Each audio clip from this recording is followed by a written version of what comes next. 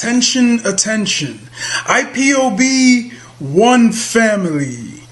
This announcement is for those outside of the USA that wish to donate to the Eastern Security Network Fund that is based in the United States.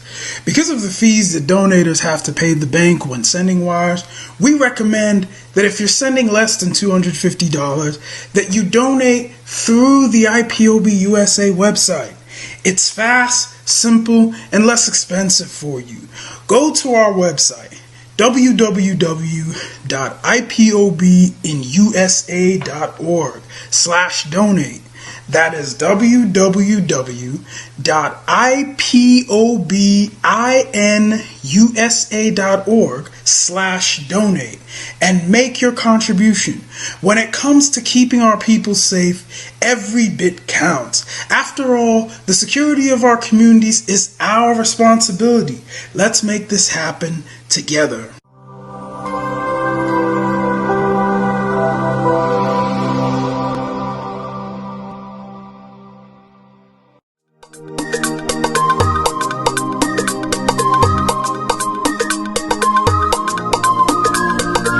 Yeah, Mr. Bella once again. Wisdom, heal it, come on. Yeah. Say Biafra will not last forever. They say happy up in no go stand. What did they know? What do they know? What do they see? What do they see? If you give me a gun, I will shoot them aside. If you give me a gun, I will shoot them aside. If you give me a gun, I will shoot them aside. If you give me a gun, I will shoot them aside. If you give me a gun, I will shoot them aside. No, no, no. Biafra will live forever. Biafra will live forever. Biafra will live forever. Biafra will live forever. Biafra will live forever. Biafra will live forever. Biafra will live forever. Biafra will live forever. Ogerugo manige tetanura. The lovers of Biafra. This is the time we need to come together and fight for what is belong to us. Ogerugo maniga bandizu. What make us a giant of Africa? Adam Pochinti na Hesugo. Mbogeru nisina nyama kweno. Hello Lisa Binigwe. Out of his wisdom, giving us somebody like Nnamdi Kanu for this our rescue mission. Biafra will not last forever. They say happy up in no go stand. What did they know? What do they know? What do they see? What do they see? If you give me a gun, I go shoot them aside. If you give me a gun, I go shoot them aside. If you give me a gun, I go shoot them aside. If you give me a gun, I go shoot them aside. If you give me a gun, I go shoot them aside. Oh no, no. See you jump our hero, how the fighting never stop. Nnamdi Kanu, but no phone will stop. He cannot stop.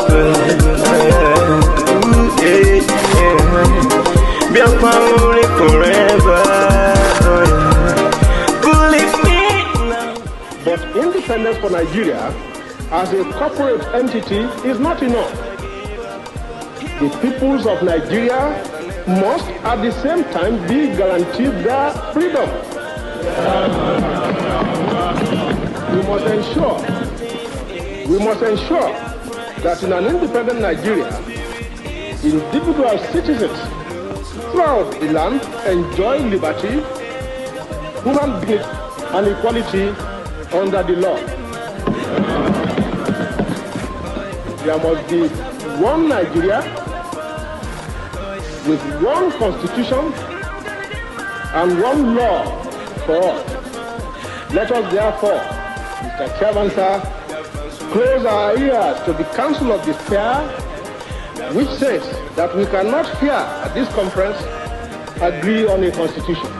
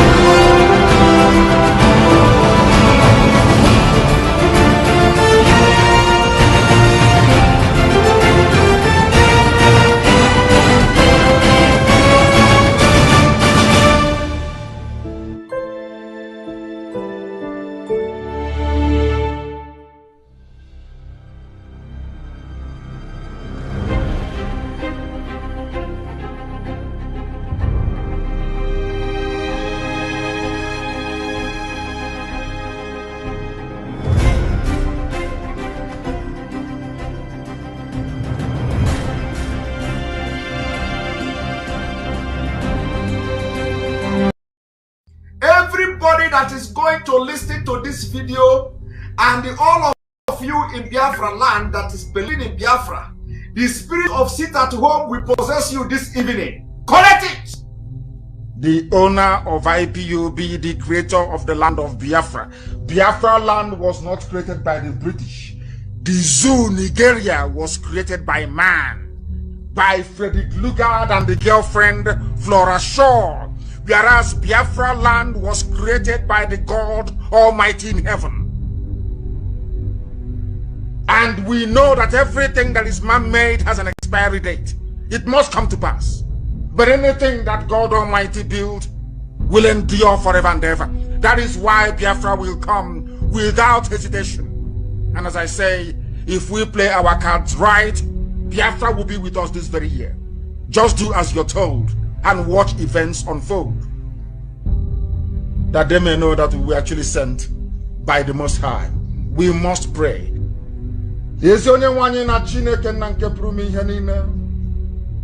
Onye mama ya na ebere na digide ma mgbe ebighị ebi. Onye eluigwe n'ụwa na-agba akaebe ịhụnanya ya na ebere ya mara ya na ọmịiko ebe ndị ya nọ. Chineke nna nke usu niile agha. Onye ọ bụ na nne ya bụ mmalite na ọgwụgwụ. Onye ndị gboo na-etu ebighị ebi. Ọ bụla dị ka anyị na-akpọkọ aha nsọ gị nna nke ebere dị ngọzi n'uhuruchi ya n'ụtụtụ na ehihie, ọ bụla itie ime abalị. Ebe ụmụ gị nọ n'ụwa niile wee na-ege okwu nsọ nke gị. Ndị okenye wee na-atụ mkpọ ọlaedo n'ala wee na-asị na ede nsọ Chineke. Ebe kachasị ebe niile elu ebe obibi gị. Lekwa ọlụ aka gị ọbịa bụ ka mbara igwe na-egosi. Kpakpando wee na-agba aka ebe ịhụnanya gị na ebere gị. Anyanwụ ụtụtụ wee na-ekwu na Jehova nkusu niile nke ndị agha na ọ bụ naanị ya bụ eze. Ọnwa wee na-agba n'etiti abalị na-asị na ndị nsọ ga-abịarịrị, na Biafra ga-enwerịrị onwe ya, na ndụ na-abụghị n'ọnwa eze ebube dị ngọzi. Anyị wee na-eto gị wee na-aja gị mma si ma lee enu, ọ bụ naanị gị kere ihe niile kere eke mana onweghị onye kere gị. O nweghị ihe ọ bụla eji ama atụ si na ọ bụ ya yiri gị. Onye ime eluigwe, onye ọ bụ naanị ya na-achị, onye ike niile nọ n'ọgba dara aka ya, ụmụ gị na-akpọkugu n'ụwa niile eze ebube dị ngọzi n'ihi na IPOB bụ nke gị. Ọ bụghị mmadụ dị ndụ hiwere IPOB. Onye ime eluigwe ọ bụ naanị gị, Chineke nna. Anyị wee na-asị gị biko bịa ọsọ ọsọ ezi onye nwe anyị. Bịa ọsọ ọsọ ka iwee bịa nyere anyị aka.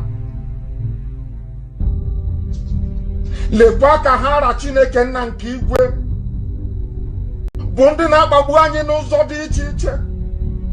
Bịakwa ka iwe tinye ndị dị etu a n'ụzọ ihe nakwa ọgba aghara. Ọ bụ ekpere ka m na-ekpere gị mgbe niile, ekpere a ka m na-ekpere gị ụbọchị niile n'ime ndụ. N'oge ugbu a ka ọgba aghara na ihere dakwasịrị obodo ekwensu bụ zoo Nigeria. Ọ bụ ekpere a ka m na-ekpere gị mgbe niile, iwe na-aza m ekpere onye nwe m. Lekwa ka ha ara bụ ndị nwe mmasị n'ọdịda anyị, bụ ndị na-arịọ ka anyị wee daa, iwe na-ebuli anyị elu mgbe niile. Ndị dị etu a ka ị ga-achụghachi azụ n'ihere nke onwe ha. Ihere ga-abụ nke ndị dị etu a. Ma lekwa ka ha ara bụ ndị na-achị anyị ọchị, bụ ndị na-akpọ anyị aha ọjọọ niile nke dị iche iche. Onye nwe m na Chineke nna, o nweghị mgbe ọbụla metụtara anyị wee na-asị na ọ bụ eluigwe ka anyị na-agara ozi. Na mgbasa ozi nwere onwe nke IPOB na-aga njem ya, ọ bụghị nke mmadụ dị ndụ. Ọ bụ ezie si n'eluigwe wee zie anyị ka anyị wee zie ndị dị ndụ. Ndị dị etu a wee na-achị anyị ọchị, wee na-akpọ anyị aha niile dị iche iche. Onye nwe anyị na Chineke nna nke igwe, ndị dị etu a bụ ndị chụghachiri azụ n'ihere nke onwe ha. Ụwa niile wee hụ ihere zu owe, igwe egbe ha na-anwụ, ihere ha wee pụta ihe. Onye nwe m, ma lekwa ụmụ gị niile gbanye onwe anyị na ụmụ gị bụ ndị IPOB n'ụwa niile abụrụ Biafra onye ime eluigwe. Ka anyị onwe anyị rabụ ndị nwe obi ịhụnanya, bụ ndị nwe mmasị na obi ụtọ ebe okwu nsọ gị nọ. Anyị onwe anyị bụ ndị nwe ezi ịhụnanya ebe nzọpụta gị nọ, nke mere mgbe niile anyị na-asị nna nke dị nsọ na anyị ga-ebuli gị elu. Chineke nna nke igwe, anyị ga-ebuli gị elu. Ọka ka anyị na-etu anyị ga-ebuli gị elu. Malin no Mogi Burgonia. Omagi Hoblan can you one and bread and goes and go Maka when I saw so now for your one. And you will IPOB when you're fair and I come again to February on one in and Nanki, where camera you were so can you meant to need to even have a much better. Umbawe Pakitana were not against a wedding gossip. Kiwe Nani went over Kiwe, your source on all Nana Yabu, Chine, and Kusunile, and the Lord of hosts. All Bonana Bonian and Maka Bonana Bonian Zopota, Bonana Kaina Bishan and Hana Faro say, all them no problem standing on the way, Potabujana, Amen. It is where Kusera and Lantemper. Because Atufulam Bonian and Duna Pataopan, Dina Patao, Savoy, one. Wero to turn and soprone, Nambulian in Nipusiala in the Rahans. Sorry, sitting a big marone big. He said,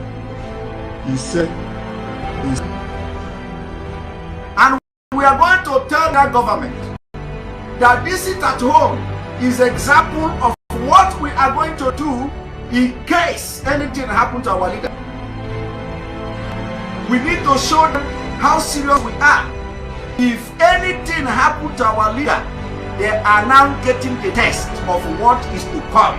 Case anything happen to our leader, let it not just be that we are threatening them. If you are in this struggle, if you like Mazinam Kanu, the spirit of Biafra should possess you as a talk now. If you are not, if you are part of those who are complaining of sit at home, I command the spirit of Biafra to possess you. Before next Monday, you will become mad with sit at home. Correct it. Before next week Monday, the spirit that will enter you, if you hear anybody telling you to stop sit at home, you are going to slap the person. Correct it.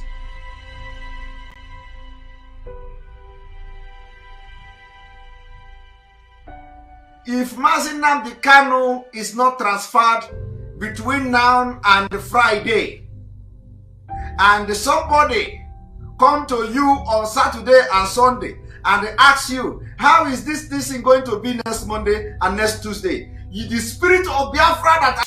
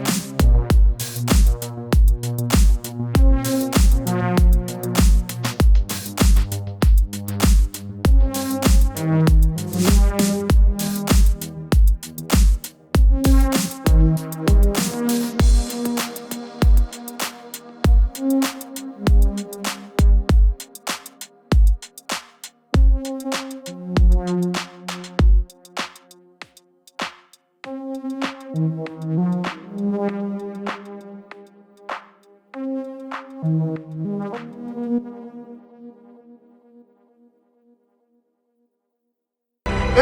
coming to tell you your economy is going down is a criminal.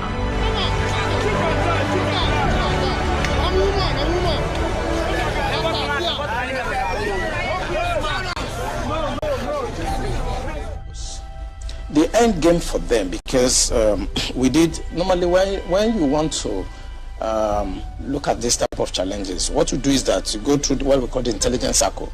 Okay, when you do the processing and you do the analysis before dissemination point, you discover that the end game for them is to just turn this country into like a Taliban type of country, and it's a mindset, and anything goes.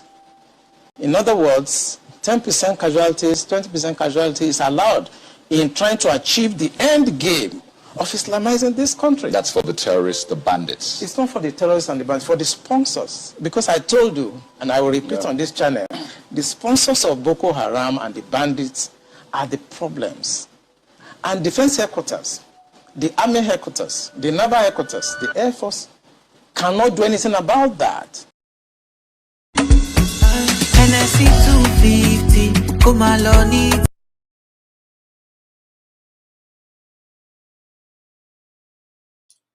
Welcome to this program this evening.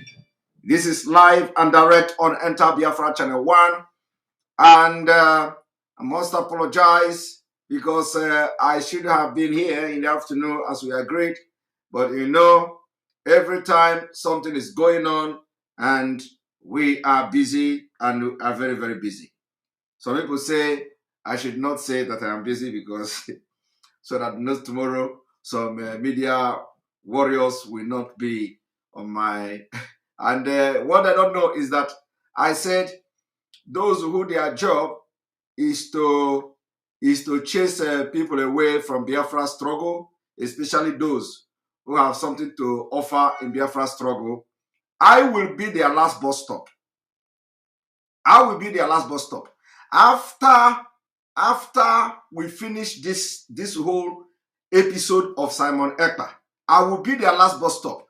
Next time, that is if Biafra did not come this before the end of the middle of next year. Next time, when they see somebody who is doing something or, you know, genuinely for the struggle of Biafra, they will not come for that person. They will not attack the person. I will be the last bus stop for them. We have seen a lot of people. I have seen, you know, a lot of people are giving me advice. A lot of people are telling me, to go independent like I have been and all that. I said to them, no. They will leave the IPOB for us.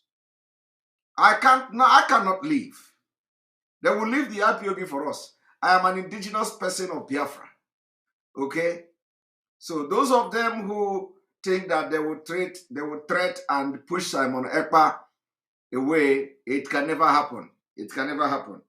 And I am sending a very warm greetings to this our brother who made a video, the video of which I'm responding to now, called traditional Wokedi.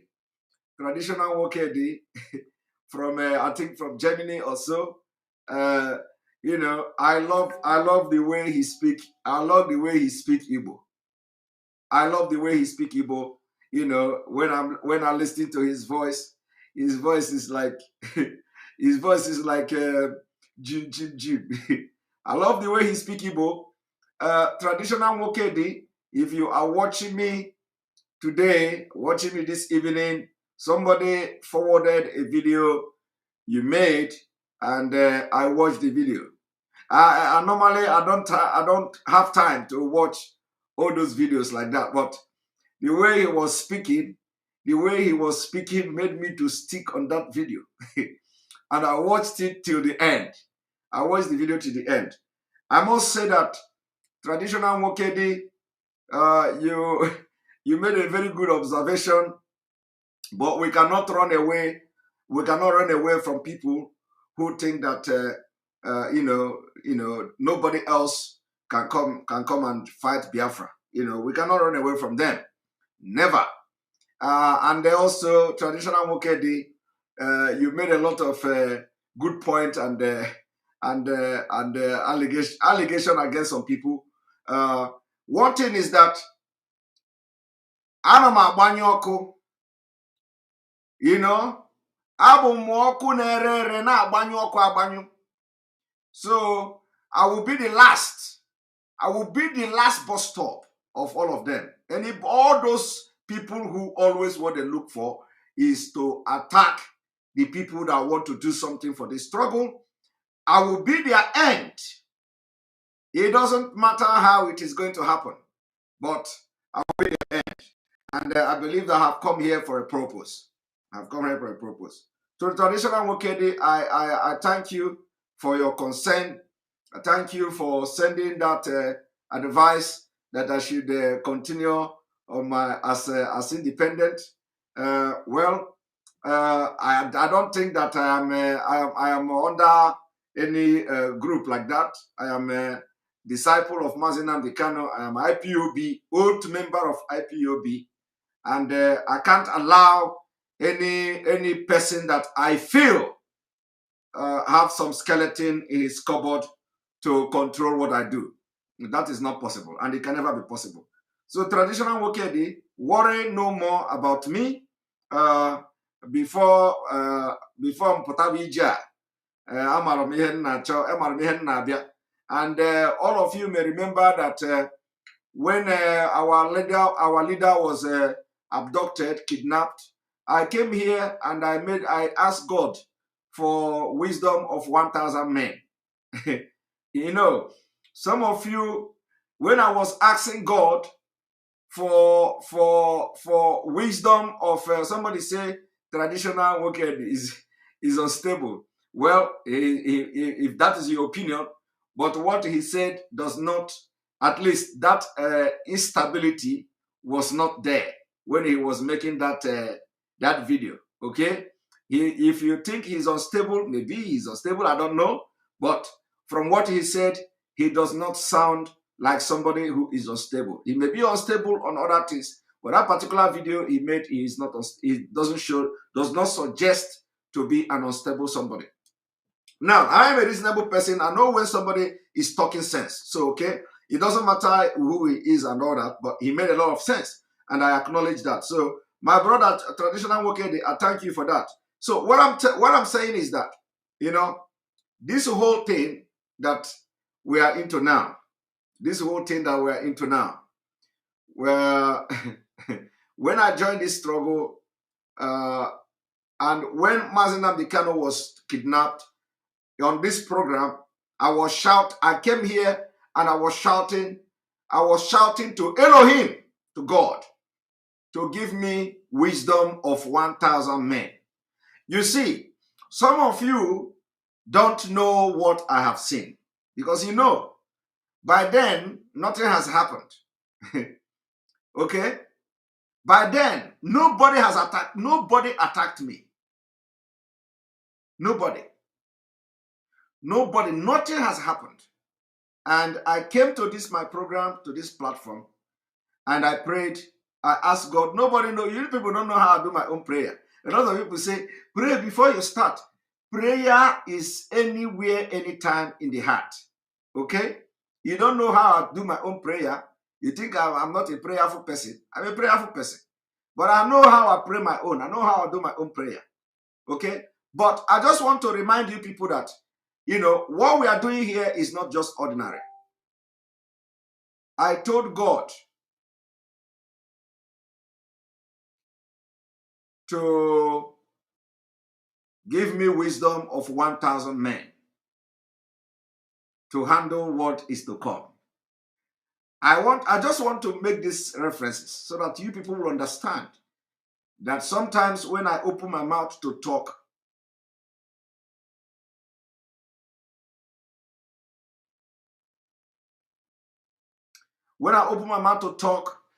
I'm not just talking. You are not just listening to me talking. But when I say it, some people pick offense. They say he is now bringing church here. He is now claiming to be prophet. I'm not a prophet. I'm not a prophet, but I see things. So, and I know when things will happen, and I know before they happen. That was the reason why I came here in the presence of the world, in presence of everybody, thousands of people, thousands of Biafra watching me. I was shouting and asking God to give me 1,000 men, wisdom of 1,000 men. And I don't need to talk, but what has happened so far, the way it has been handled, and will continue to be handled, you know that it is more than even the wisdom of 1,000 men. With my power alone, I can't do it. By myself, I can't do it. But believe me, when I asked God for 1,000 men wisdom, He gave me more than that. He made sure He supplied me with more than 1,000 men wisdom.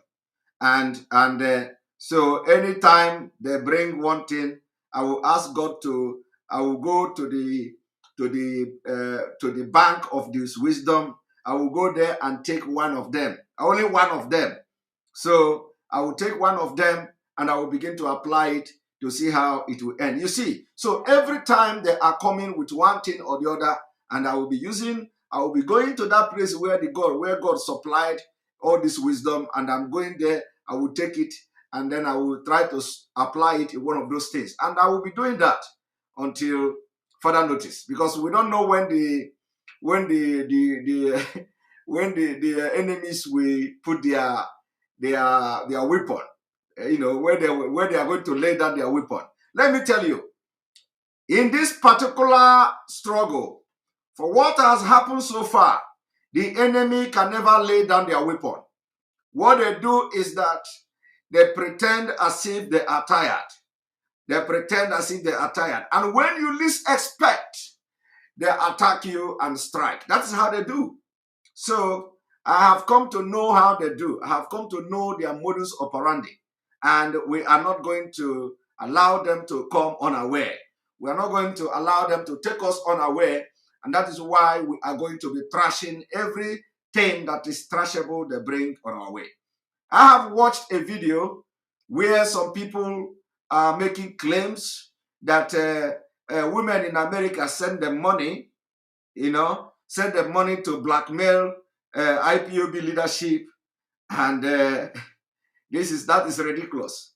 And then one of the men there, the one with big eye, was projecting and trying to project it as they want to project Simon Ekpa to hijack IPOB, So all this funny attack will be coming. And this is the last one, because they have tried everything and now they have nothing else. They have nothing else. Absolutely nothing else. Now, they have now channeled it.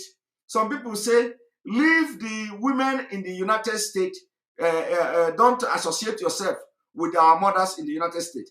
That cannot happen. It is impossible.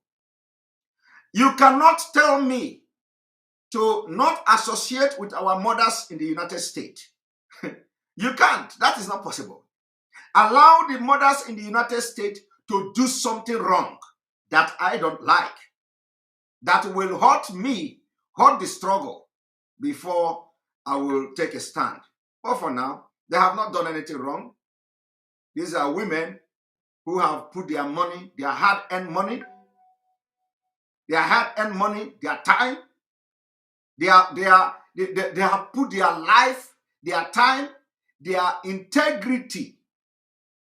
I want you to pay attention to what I'm saying. Most of the women in the United States, they put their time, their money, their life, their integrity. I want you to pay attention to that integrity. Integrity is that some of them work in a very well-reputable organizations. Some of them work in a very respected and reputable places. Some of them earn big, and they are fighting for Biafra struggle. And because of your ignorant and the illiterate everywhere, illiterate I would say illiterate. Illiterate is so much. People who don't know their left from their right, you know. And these women are putting everything they have. Everything. From left to right. And then somebody will come from somewhere and tell me, because you don't know what is going on. You are not an insider. You come and say, distance yourself from this woman. They are destroying you. They want to bring you. It's a lie. They have not done anything wrong. You know, and let me tell you, I am a man, and a man with difference. I respect the opinion of women, because the country where I am, if you want to know why I cannot despise women, come and live in Finland. Okay? That is what makes us different. We respect the opinion of women. We respect the right of women. We don't discriminate because they are women. We give them that opportunity, and when you give women opportunity, they prove you that they can do even better than you. So I am not an illiterate person. I'm not an illiterate. That is not to say that I'm the most educated person here. No, but I'm not an illiterate. I'm a civilized man, and I respect women. I respect the right of women. So anybody telling me to distance myself from the women in the United States, Nelly Ofebu and Co, and Madame Oyibo and all of them, everybody that is woman that is working genuinely for this struggle, you are wasting your time. It can never happen until they do something that I know they have done wrong. But for now, those who are telling me to distance myself from them are the ones doing wrong thing all the time. They are the ones who are insecure. They are the ones who are afraid. They are the ones who are dragging for position. They are the ones who are only concerned about position and position and position. So I cannot listen to that kind of advice. I will work with these women, and any day I find something which I know I will not find, because they have Onyendu at heart. They have the interest of this struggle at heart. They have also the interest of Mazi Nnamdi Kanu. That is not to say I am disrespecting the structure of the struggle. I will not disrespect the structure of the struggle, but me, I choose who I work with. Okay? I choose who I work with. I can't work with people who don't want to listen to what may be good for this struggle. I can't work with people who don't have vision. I can't work with people who are not focused. I work with those who are focused. And I know that the women I have worked with, those people I have worked with, including men, not just women. When you say women, it's as if we are just working, it's as if only America are only women. No. They have men. They have men, I mean correct men working with them. So I work with progressive people. I don't work with gossipers. I can never work with gossipers.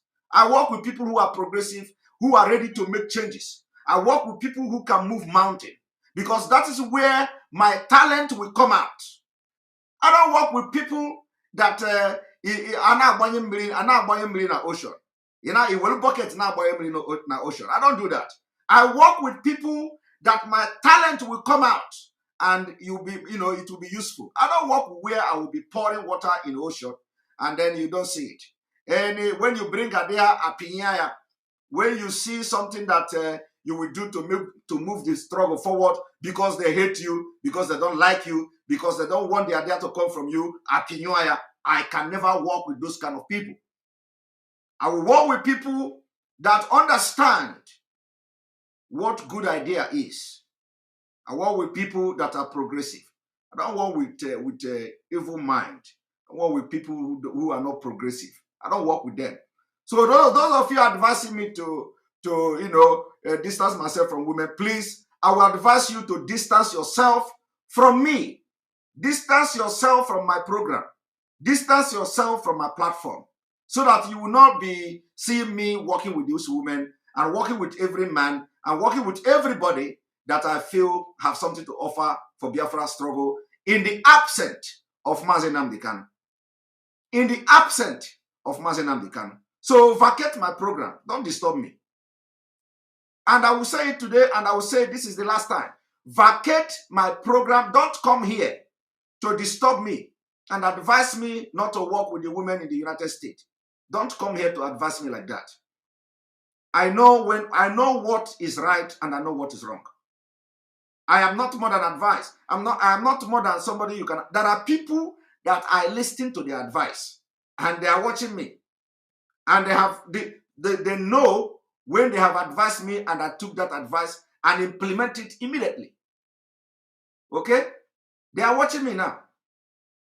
So you don't come and talk and constitute nuisance on our program, telling me to distance with our women. If you comment like that, I will block you because I don't need you here. Let us focus. And then let me also make a comment on that video that is now spreading everywhere. They were making video that women in America send them money. You know, that the money is to attack the leadership of IPOB. Honestly, this is unbelievable. This is another sweep. I want to ask people a question. All of you watching me now, is it wrong for people to support those whom they believe may be jobless? Is it wrong? So it is now wrong for people to support even those who have job. Is it now wrong for people of Biafra, women or even men, to support those who are seeking asylum all over, in different parts of Europe? Is it wrong? But you see, some people are using that against them. I don't know, even, let me tell you, a lot of people has been approached to attack me. They refuse. They refuse. They refuse to attack me. They say, why would they attack me? They refuse. Even our own Darlington, this Darlington, they have approached Darlington to attack me. Darlington is always standing on the truth, even though sometimes we may have disagreement and all that. And I like that guy. Darlington have refused to attack me. Darlington asked the person, why would he attack me? What did I do? If I do something that Darlington feel that it is wrong, he will always come to his program and say, Simon Ekpa, you are wrong. Like yesterday, he put a tweet of everybody must sit at home 1 week, and he was analyzing it. It was funny, And this is somebody that, this Darlington of a guy is, no matter how serious he sounds, he will always call me. We talk. And so when you listen to him, he say, I have discussed this with Simon Ekpa. It's true. He have discussed it with me. But sometimes he have his opinion and I have my opinion. That is what matured men do. That is what matured men do. No matter how he may have complete different view on issues, and I have my own view and my own opinion. But at the end of the day, he will always send me a message, and then he ask me, did you say this? Did you say that? I will tell him I said that if I said it. Okay? But he has been approached to attack me. He asked the person, why would he attack me? I didn't do anything. But if he feel that I have said something that I'm not supposed to say, he is going to come to his program and say it. That he didn't see, he said this, and he don't like it. So for people to now go and start using help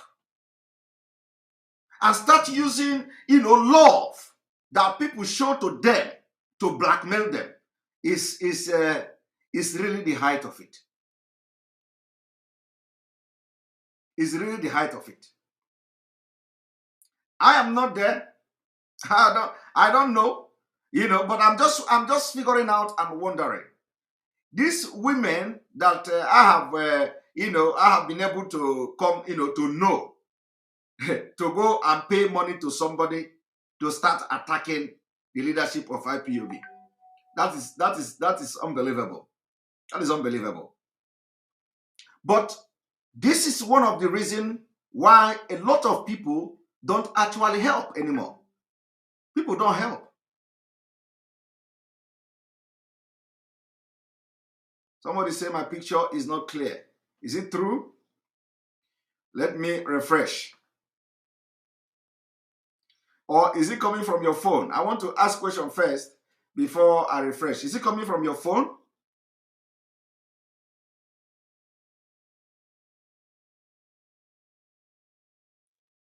It's okay.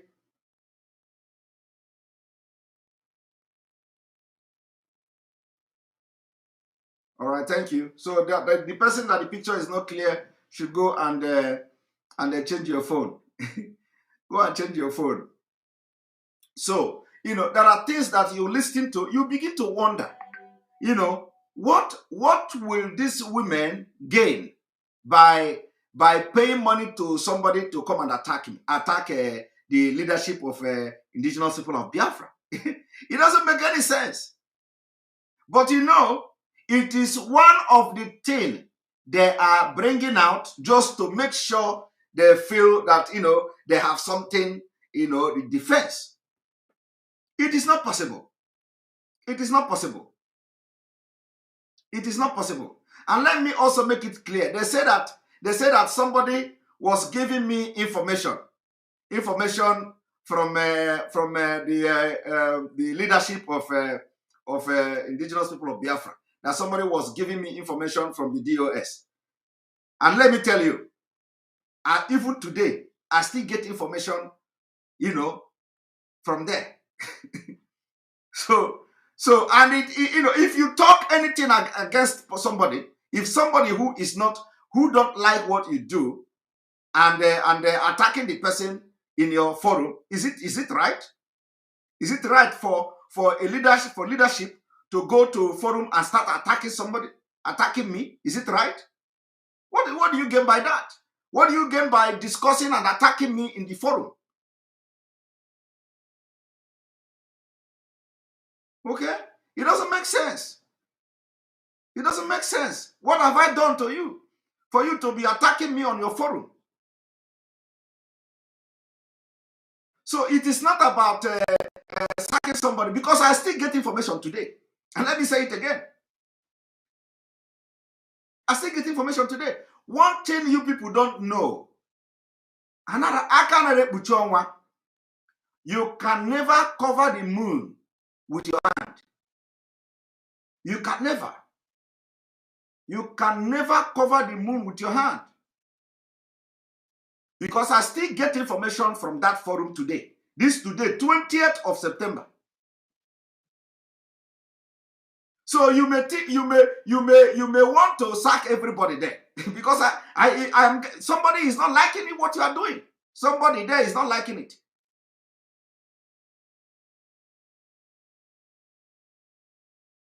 So, my people, let us forget all these things and move forward. I don't know why all this, when we solve one thing, another thing comes up. When we try to solve another one come up. Now, after they see that everything they have brought against me have been trashed by Biafra people and by God who always vindicate me. Every lies, every attack against me, God have come to vindicate me, not me. I'm not even fighting. It is always God. Before they act, before they plan everything, they come to Radio Biafra and lie against me. God have positioned people who will come to set the record very straight. And when they see that they have failed, it is now women. That women came to my platform to air their opinion. If it was a mistake, it was a mistake. And I have come to say, nobody will come to this platform to attack anybody again. I said it. And yesterday, when Nelly Ofebu came here to this program, I made it, she maintained that stand. She maintained that stand. Now, what is the problem again? That somebody will go and start making audio, making video, claiming that women pay the money to attack DOS, that Simon Ekpa is receiving the information, and that is why they removed this one, that they are organizing something that I don't know, prophecy, and this and that, just to, another saga from nowhere. And so I don't know whether the women, our women now have done wrong thing. If they have sent money to anybody, if it is now a crime, or or a blackmail, that when you send money to somebody, and the person will be waiting any day, he will going to have problem with you, he will attack you. And let me tell you people one thing. There is somebody, I'm not going to mention his name. There is somebody that when I joined this struggle, he was on Radio Biafra. Then, he was on Radio Biafra, insulting me, attacking me for no reason. Because Mazi Nnamdi Kanu mentioned my name. That was my only crime. My only crime was Mazi Nnamdi Kanu mentioned my name. So that guy began to attack me on social media. And I am very happy that Faith Ogala came to apologize the other day, that she was sorry about that. But then, what about other people who joined them, who joined that person to attack me on Radio Biafra? Have they ever showed any concern that they did wrong? No. These are the same people today who are still attacking and accusing other people, other women in the United States. Those people who knew that when that person on Radio Biafra was organizing them to attack Simon Ekpa didn't do anything wrong. Okay? But they have not retracted that step. They have not, only one person have done it. Only one person. And that person is Ogala Faith. Ogala Faith came to this program in the front of the world and apologized. That is to show who have clean mind. It is not just by eye service and the leaking butt of people. No. Ogala Faith know that what they did that time was wrong, because I did not do anything. I didn't do anything. But the people who attacked me with that guy in Radio Biafra that time, they are all still keeping mood. They have not come to say they wronged me. And I'm not waiting for them to do that. I was even surprised that my sister, Ogala Faith, came here to apologize. I never expected it. And that really got me. What she did got me. And I see her as a true sister. I see her as a sister. You know, she won my heart completely. Because that was the last thing I expected.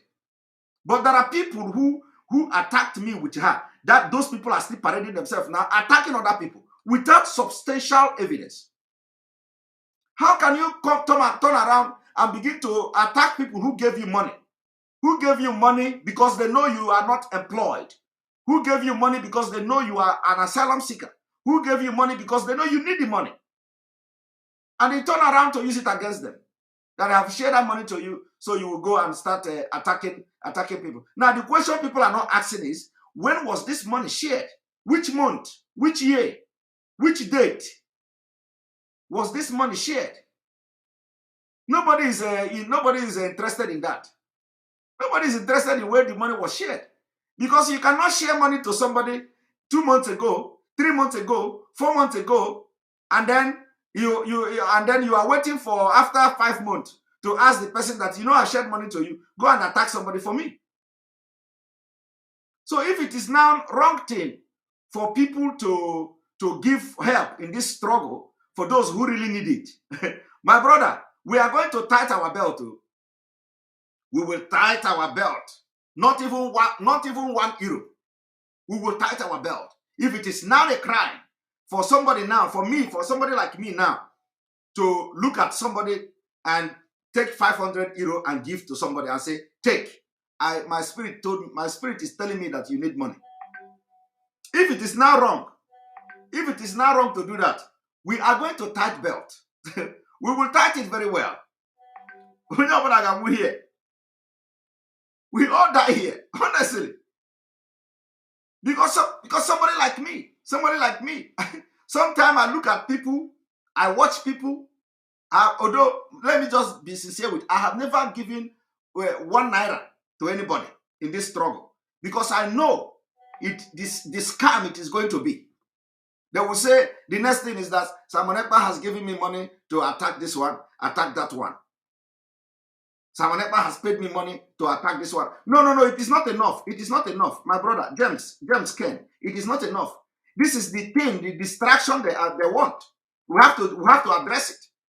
Because the video is everywhere and people are sharing it. Accusing women in America that they shared money. They shared money to attack. Now, I want to ask, who shared money to those who attacked me that time? Was it money too? Or is it free of charge? And those that are attacking me now, who shared money to them?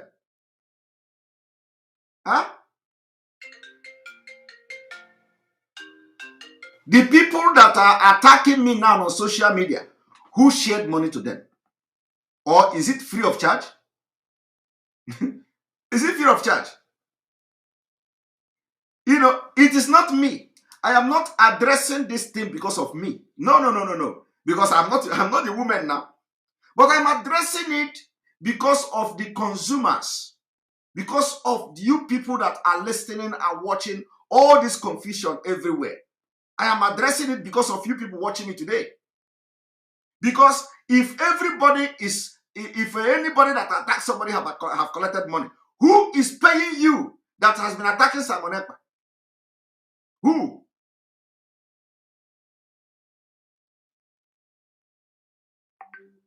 Who? If to help a fellow agitator who you know need your help is not a crime, we will tight belt. Ha! No be our money. She be our money now. You go come collect it from our bank. We will tight belt, tight it completely. If somebody helped you 4 months ago, you have problem now, you want to blackmail the person. It is not right. When you see bad thing, condemn it. When you see bad, don't keep quiet. Condemn it. Condemn it. Because with this attitude now, even if somebody come and ask me now for money, I will not give. I will not give.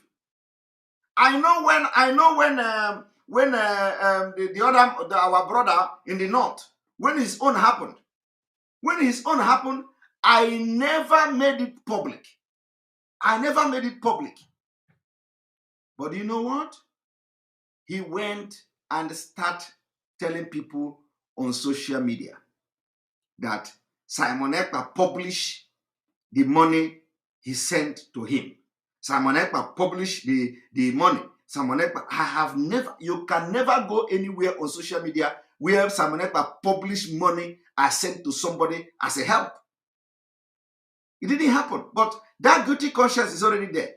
He's already thinking that I have published it because he thinks that I'm that kind of person. No, I don't do that. Well, please, you people should stop this thing. It doesn't help. The women mean well. The men who mean well, they mean well. The leadership, those who are in the leadership who mean well, they mean well. So stop blackmailing people who send you money. They are not sending you money as a bribe. It is not for you to attack anybody. Otherwise, we should be asking you questions. The people you are attacking now, who paid you to do that? Did anybody pay you? And that person who attacked me, the first person who attacked me on Radio Biafra, which I know that is not genuine. It's not genuine. Just like so many of you are attacking me today. You are not attacking me because you are genuinely fighting for Biafra. Some of you don't even have focus. Because somebody gave you something to attack, you attack. Or somebody influenced you to attack, you attack. You don't have focus. If you have focus, you know that some of the people you are attacking have done nothing wrong. All right? Enough said. So please, disregard all those videos, attacking our women in the United States, that they have paid money for somebody, they have arranged this, arranged that. They have Simon Ekpa is receiving information, and that is why they sack one of the leader for giving information to Simon Ekpa. I am telling you that today is 20th. They still are talking about me, and I received that information. The woman is not there. The woman is not there. So you see, you misfired. You misfired.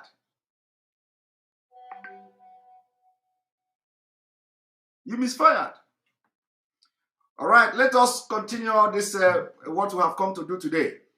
And we are going to address the Ike Ekweremadu's interview.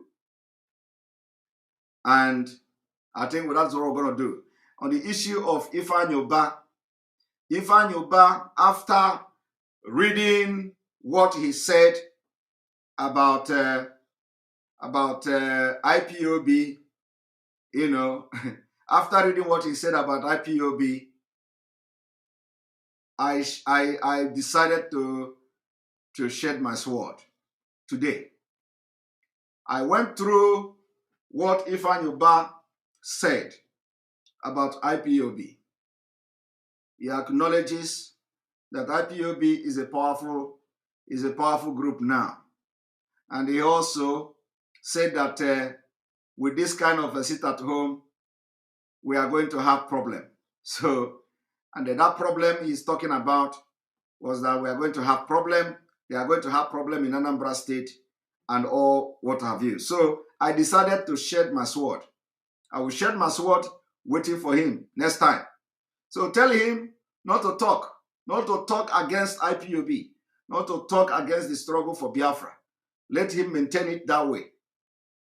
Let him maintain it that way. So for today, I'm not going to rain it on him again. I shed my sword. But let him maintain it that way. Because any day he goes outside the lane, any day Ifeanyi Ubah goes outside the lane, I will come with Iwe and Onuma. With Iwe and Onuma. Because nobody stand on the road of Biafra. So I shed my sword. Now let us focus on Ike Ekweremadu interview, which I promised. And remember, today I'm going to show you, like you see what is on the screen, I am going to show you images of Nigeria's slain soldier yesterday. You will have the privilege to watch that. Our own is that it doesn't matter where it happened. It doesn't matter. It doesn't matter which state. It doesn't matter which city. We have it. So you are going to always on this channel, you have the privilege to see the ambush Nigeria military as they happen. This one was yesterday, they ambushed them. They ambushed them, slaughtered them. You don't hear it in the news. It is only in this channel you will watch the pictures, hear them, and see them. You see it with your own eyes, Korokoro. Only on this channel. Only on this channel. So I will be, in fact, I think this Ike Ekweremadu, this thing should even hold on now.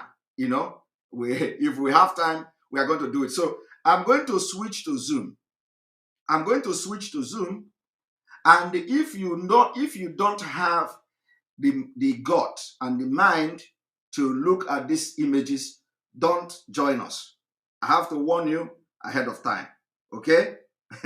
Because, and like I said, you cannot see this thing anywhere, only here. And as they are happening, we are showing it to you. That is how formidable we are. How formidable we are. Here we go. We're going to be sharing. We're going to open the Zoom. You have to join us in the Zoom meeting where we are going to display this image. I know that the Zoom we blow fire now. And as we are waiting for Zoom, I want you to go and hit the like button. For those of you watching from YouTube, we have about 2,400 people on YouTube alone. You know, so make sure we have 1,800 likes at least. From 1,800 likes upward. Please go and hit the like button on YouTube so we can continue this thing and do it once and for all. Go to YouTube, hit the like button. Hit the like button. Go to YouTube, hit the like button.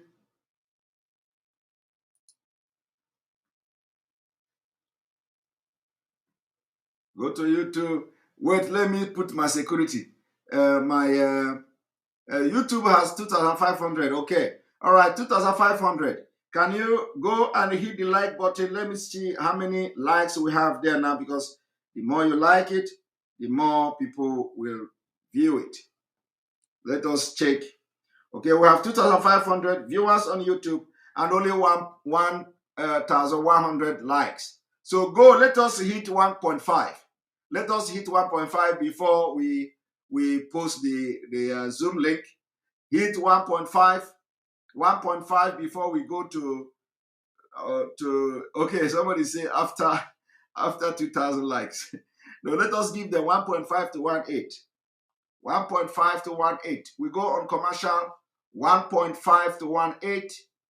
We have altogether we have about 6,786. 6,000. We have 6,700 people watching live and direct.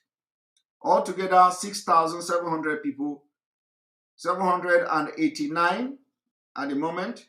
We have 6,789 people watching live and direct at this point.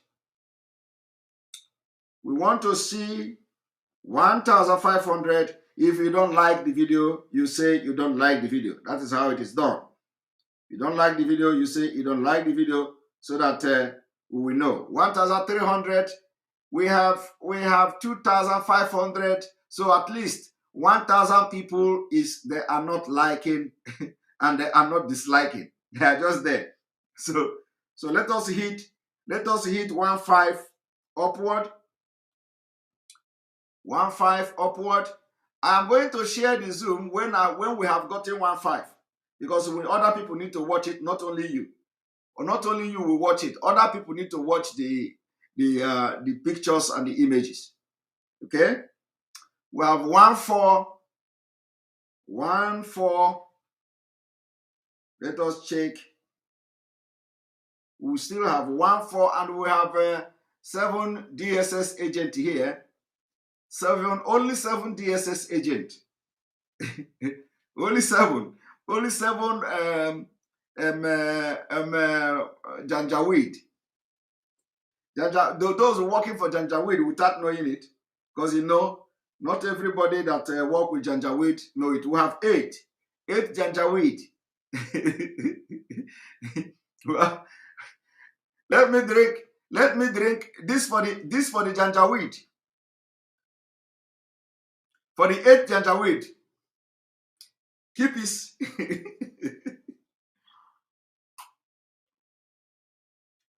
To the 8 of them, 8 DSS. Keep this.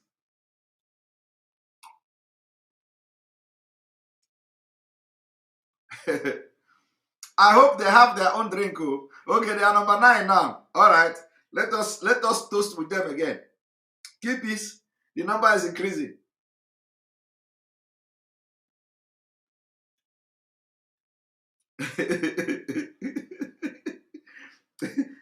Are they still increasing? Okay. Oh, 11. Keep this. 11.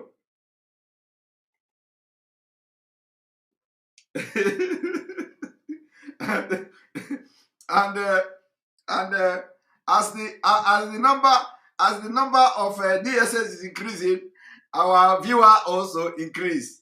You see, did you see that the viewer have increased from 2,500 to 2,600? Just continue to like the video so that it will increase. We have 1,500. All right, here we go. I'm going to share the link. Let me put security first before you people hijack my Zoom. Because when here. Before you hijack my Zoom, let me put security.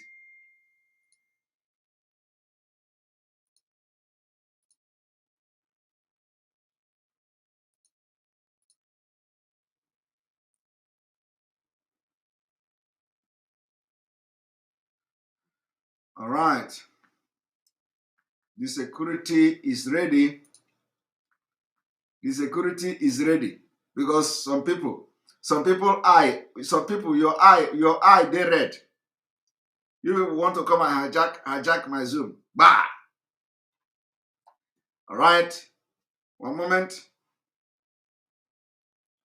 They want to come and hijack my Zoom. It is not possible.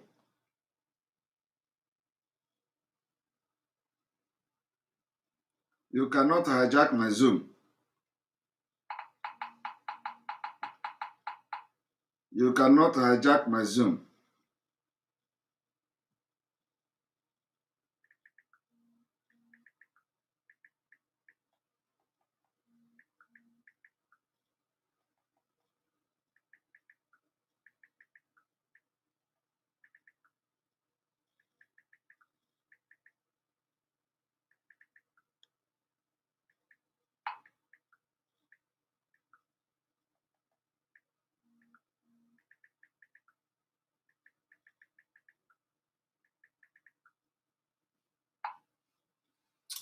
Yes, here we go.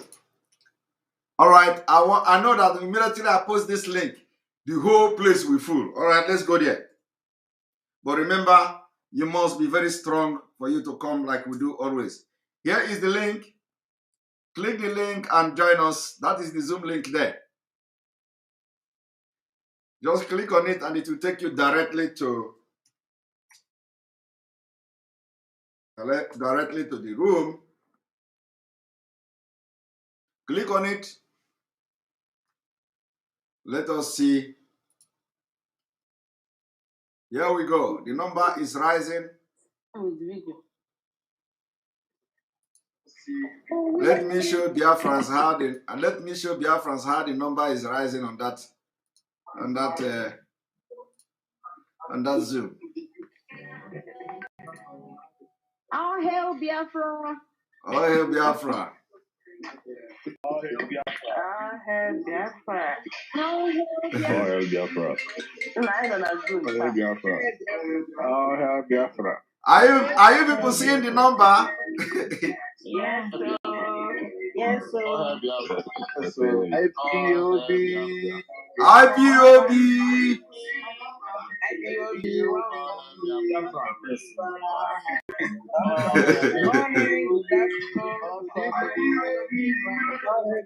The number is running.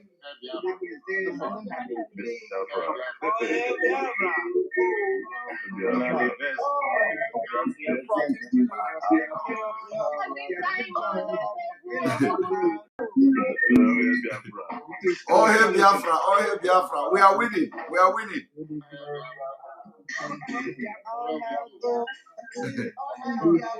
We are winning. We are winning. We are winning. We are winning. We are winning. We are winning. Oh, hey Biafra. Oh, hey Biafra.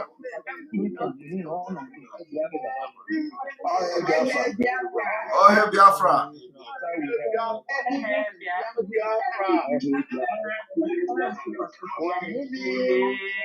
Remember, this is what we are doing here is a new concept. Completely new concept.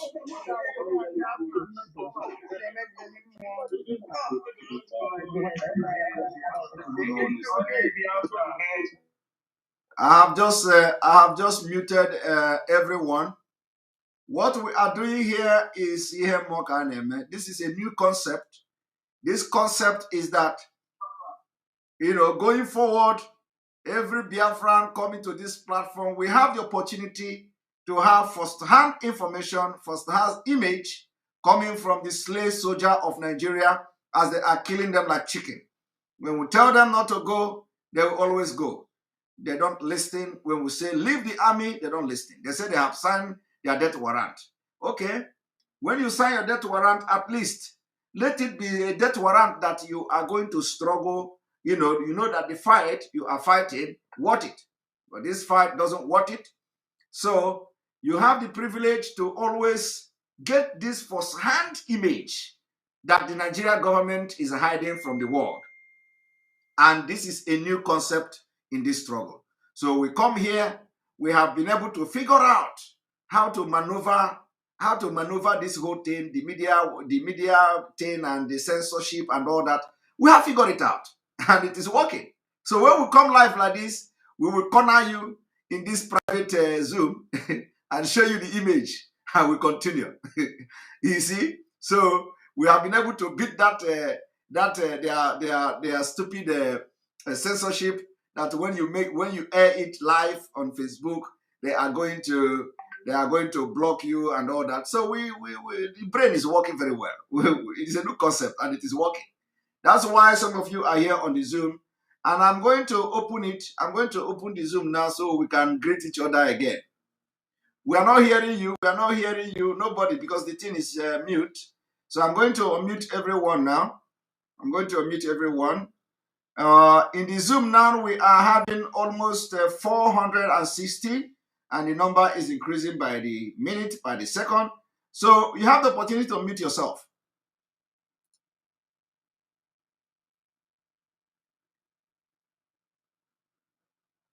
Oh, one moment. All right, you can unmute yourself. Oh, hey, Biafra. Oh, hey, Biafra. Oh, hey, Biafra. Oh, hey, Biafra.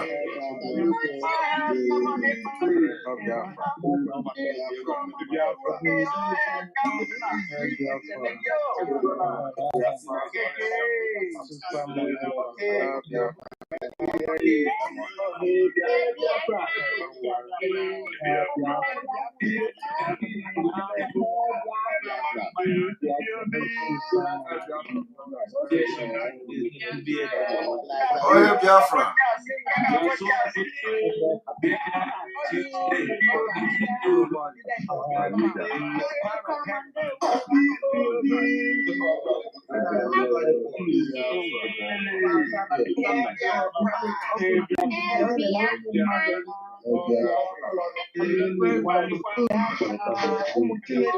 Oh, hey, Biafra. Oh, hey, Biafra.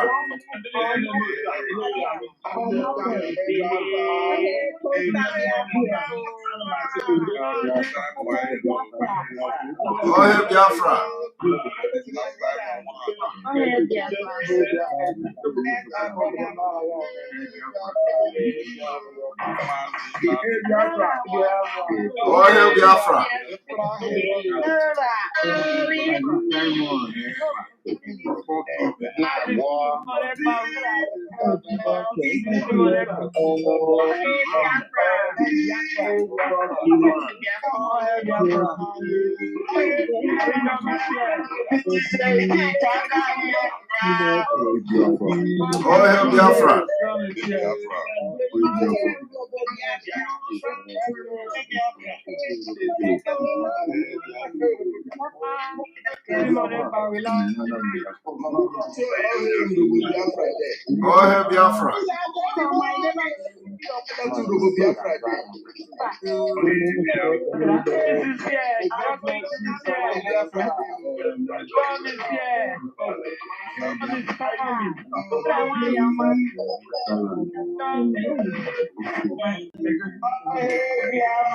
Oh, hey, Biafra.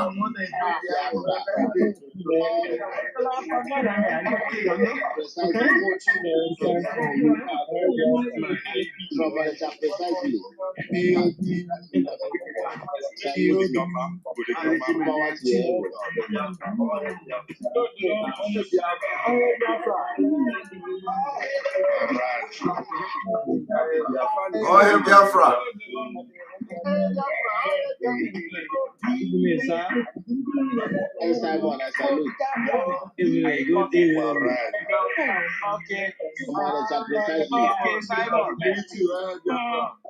All right.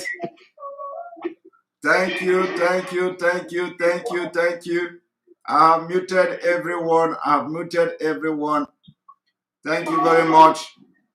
Those of you watching from Enter Biafra or asking me for link, I'm gonna post the link.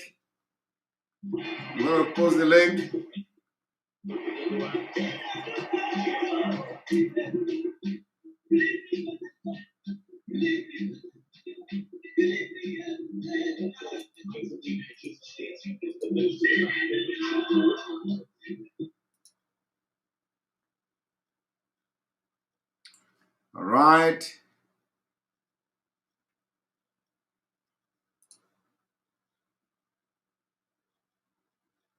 We are going to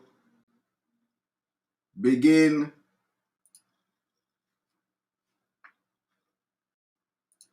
showing you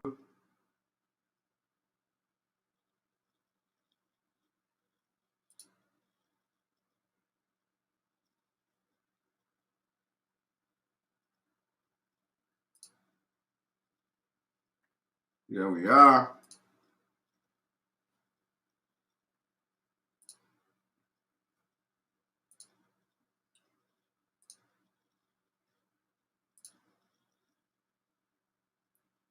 Those of you watching from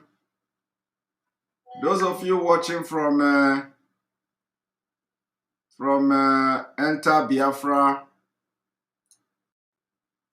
those of you watching from Enter Biafra, you may not be able to see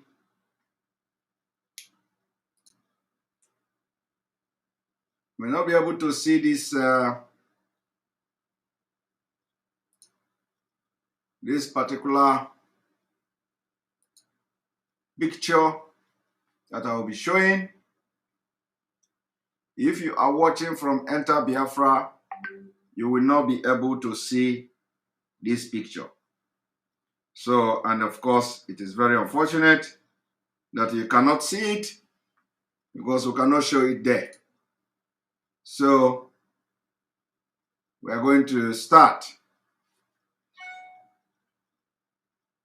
You are looking at the recovered Charles Kinsley. Stop drawing, Charles Kinsley, stop drawing. You are going to see, here we go. If this is your brother, he was killed yesterday, completely slaughtered by the ISWAP group. They were killed at Burimari village, Jigalta ward of Ngazai local government. So if you have your brothers there, he may be one of those who have been. This is the killing here. I want everybody to pay attention to the killing here. The killing here is a close range killing. Killing, which means somebody within them have actually started this killing before the people now kill. I want you to pay attention to the image you are going to see today because you don't see it anywhere. You don't see it anywhere. Watch. This is Nigeria Army armored car. Look at. Riddled with bullet. The person lying down there is also a soldier. Yesterday, 19th day of September 2021, you cannot see it anywhere in Nigerian news media. Look at terrorists collecting the gun of a Nigerian soldier. Look at it. But when you talk, the strength of military now is in Owerri, in Imo State. The strength of Nigeria Army is now in the east. While they just allow our brothers to go to north and die like chicken like this. Very useless and very shameful death. Look at somebody with slippers, not even a good slippers.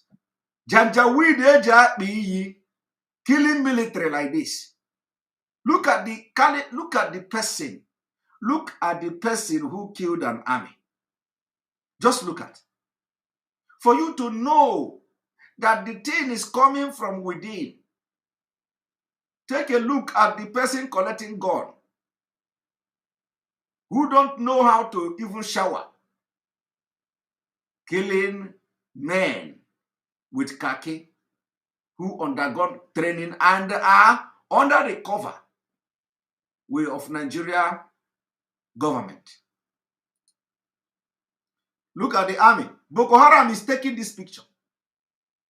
The picture you see now is, look at, the picture you see now is taken by Boko Haram. And look at the army there. They could not see them. Have you people seen the close range? They didn't see the Boko Haram. This is a picture taken by Boko Haram, by ISWAP. This particular picture was taken by ISWAP. Look at them. You see?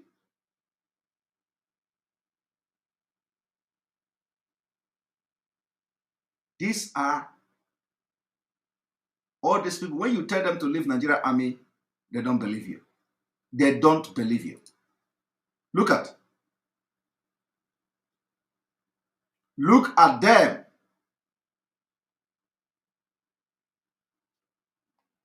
Isn't it shameful? Very, very shameful. Very, very shameful. Very, very, very, very shameful. Very, very, very shameful. Look at, after they have butchered them.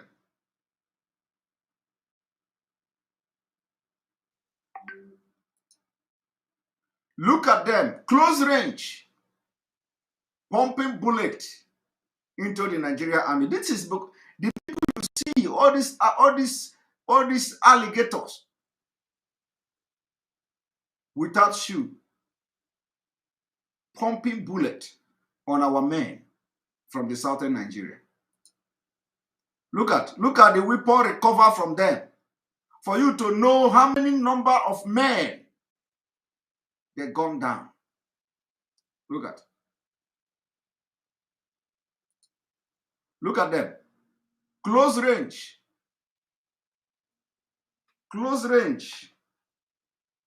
pumping iron on our men. And Nigerian military will tell you, don't worry, you have just signed, for the reason you joined the army is to die. And they are still looking for other men to be recruited from this, specifically from the southern Nigeria. Look at Boko Haram with slippers. Hey, they are collecting the gadget. Look at, with slippers. Can you imagine that? Not even gadget, not even shoe. They are collecting gadget. These are all these men you see here. They were killed yesterday. All from southern Nigeria. All of them. Look at them. Look at how close. Did you see the car the Boko Haram was using? Did you see the car? Golf.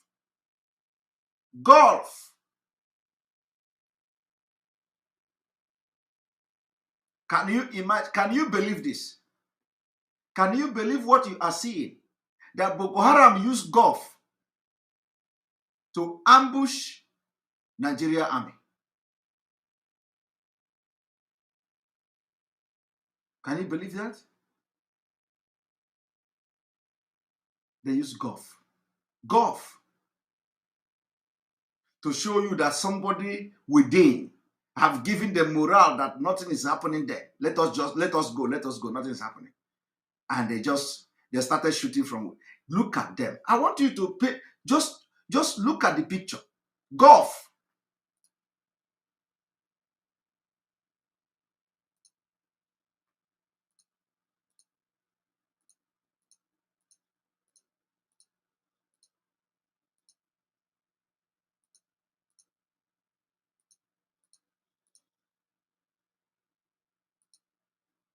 Look at them. Look at how soldier is lying on the floor. And all these people you see, all these Boko Haram, nobody wears shoe. All of them wear ordinary slippers. There is no shoe. All of them, ordinary slippers. Ambush Nigeria army. There is no help from the Air Force. There is no help from the Ground Force. There is no help from the Naval. There is no help from the... But they have military base everywhere. Look what they recovered. They have collected their shoe, they collected their cloth, they collected their phone, they collected their radio message, they collected all their weapons. You don't see them deploying all this military, whatever they imported and the one they are going to import from Afghanistan. You don't see them deploying them here, but they are in the East. What is that telling you, my people? That is why, if you are not here supporting this Nigeria disintegration, you must be very, very, in fact, satanic is even insulting people who go to Church of Satan. You must be something, more dangerous than that. Because this is the reason why you don't see the army deploying all their military hardware and every might to go and kill this is because they are doing their bid. But you are not seeing it. You are fighting those fighting for Biafra. Look at them. Look at them with their gun, truck and everything. Now, every weapon here is now, they are now in Boko Haram hand. Everything in this truck, gun truck, gone. They ambush them every day. I told you the other day, how many days now before I made this one? Was it on the 15th or the 16th? I made that. Today is what? 6 days ago. Every second, every other day. You see? Look at them standing in front of the army shooting. Look at them. Boko Haram standing like this in front of the road, face to face with Nigeria army. Now the question you should be asking, where are other people? Where are other men? Where are the other men? Where are they? They are nowhere to be found. Look with slippers.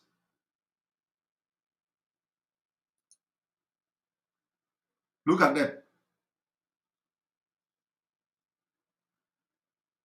Look at them.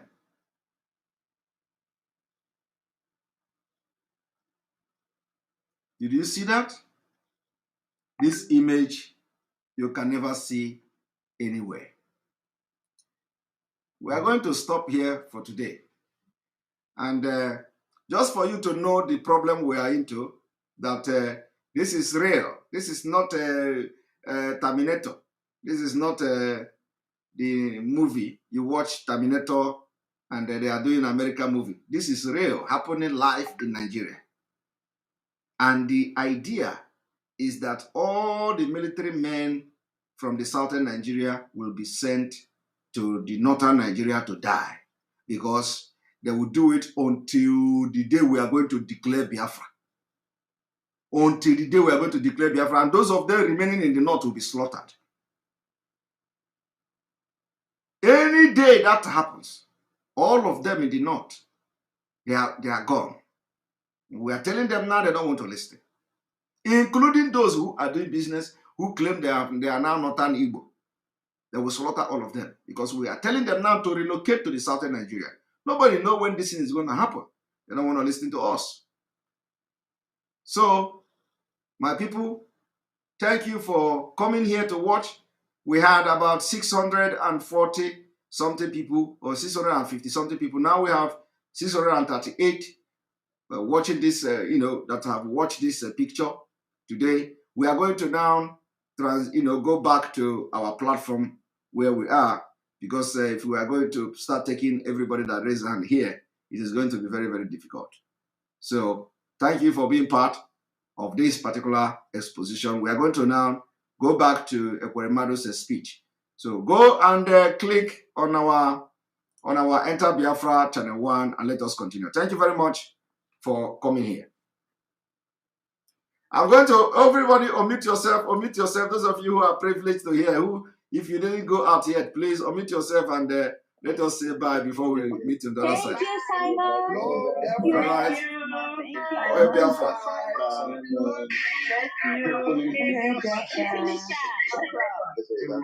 Biafra. Thank you. everybody for coming.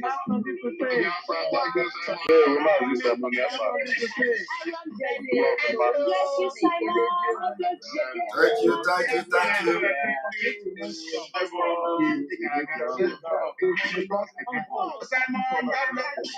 Thank you, thank you.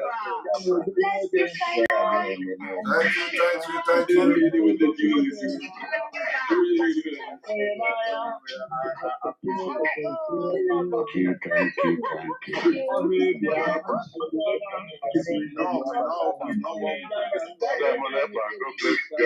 Bless you, bless you, bless you, bless you.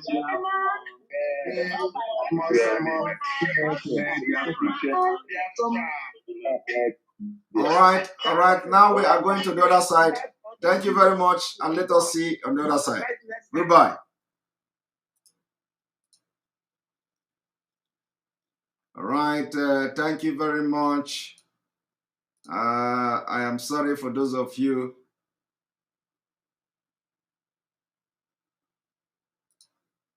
Thank you very much. We are back here, and I apologize for those who did not see, these images from yesterday ambush of the Nigeria army.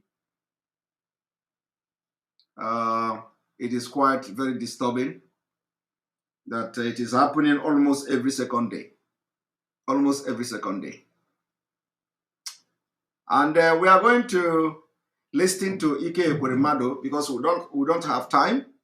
A lot of things we need to do, and we need to start doing them.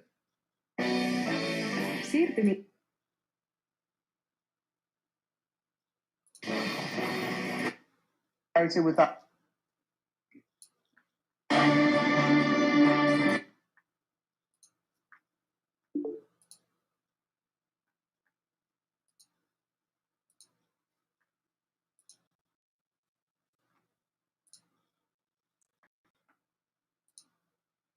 Right, here we go.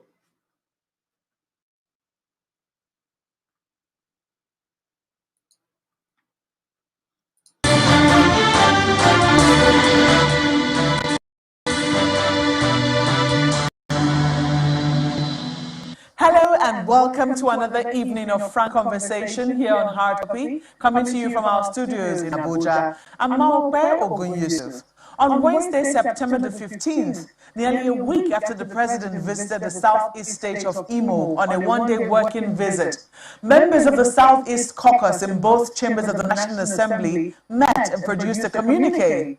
Top amongst the issues raised in their communique is the sit-at-home order given by IPOB and the attendant socio-economic aftershocks, the declining state of security in the southeast, and the continued feeling of marginalization amongst Southeasterners.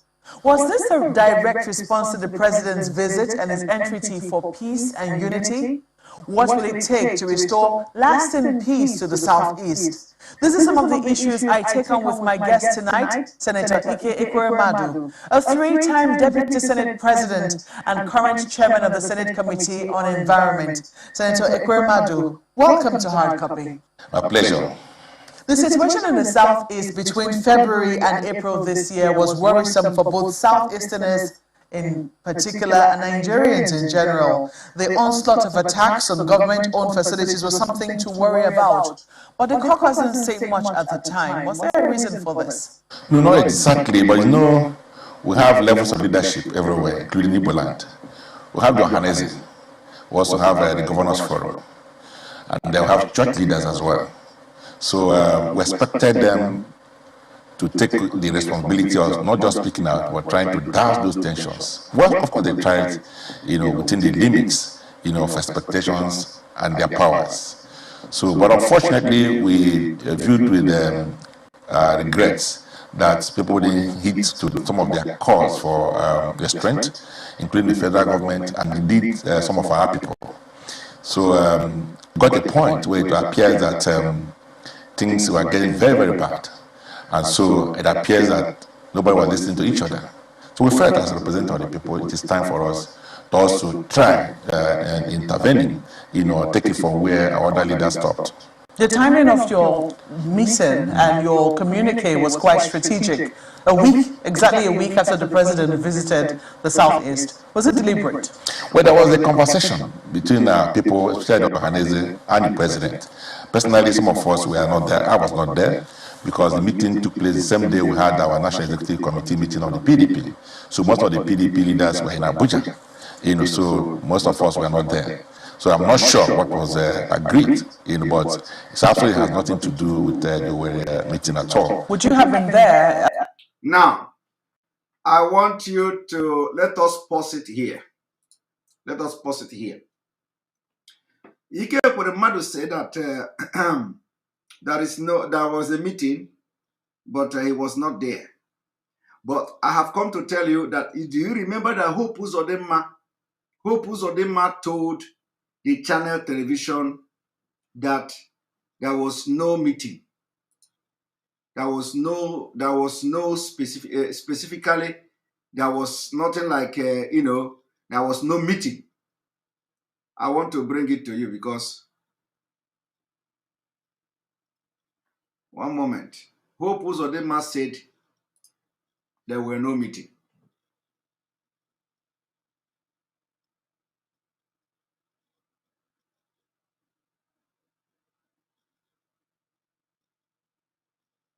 Hope Uzodinma said there were no meeting. Let me look for the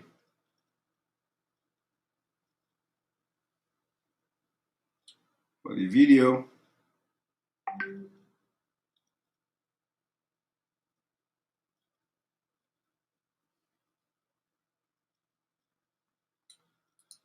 One moment.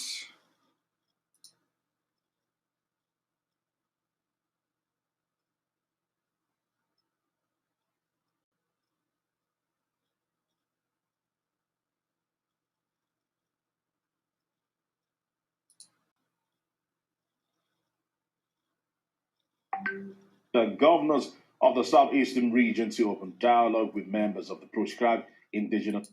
These are concerned citizens from Nigeria's southeastern region. The indigenous people of it is suggestive of a leadership. Says it the federal.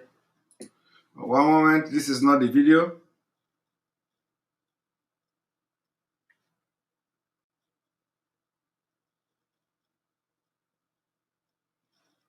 This is not the video.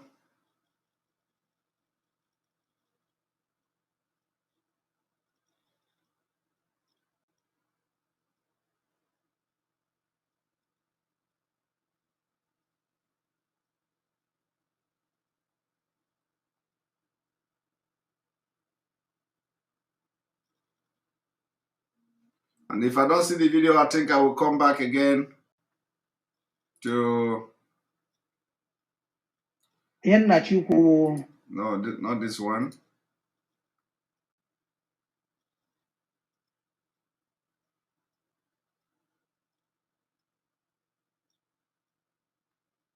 Let me check this one.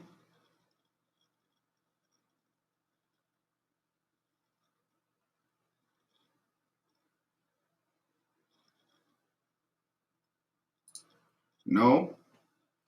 Okay. What I have to do is I will look up for that video and then play it. And some of you who have that video, please, because there is a video where Hope Uzodinma was interviewed by the channel television, and he said there were no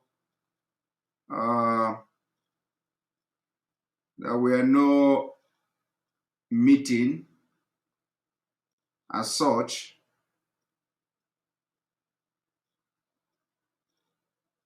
And there were no meeting as such.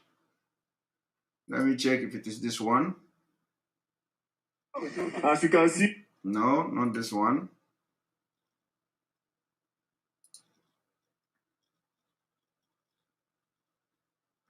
Okay, now we are let us not waste time. But anyway, I'm going to bring that video because each time I don't like that I say something and I don't back it up with something. So, but anyway, Hope Uzodinma said that when he was being confronted with question that that whether they discuss something with the president. He said no.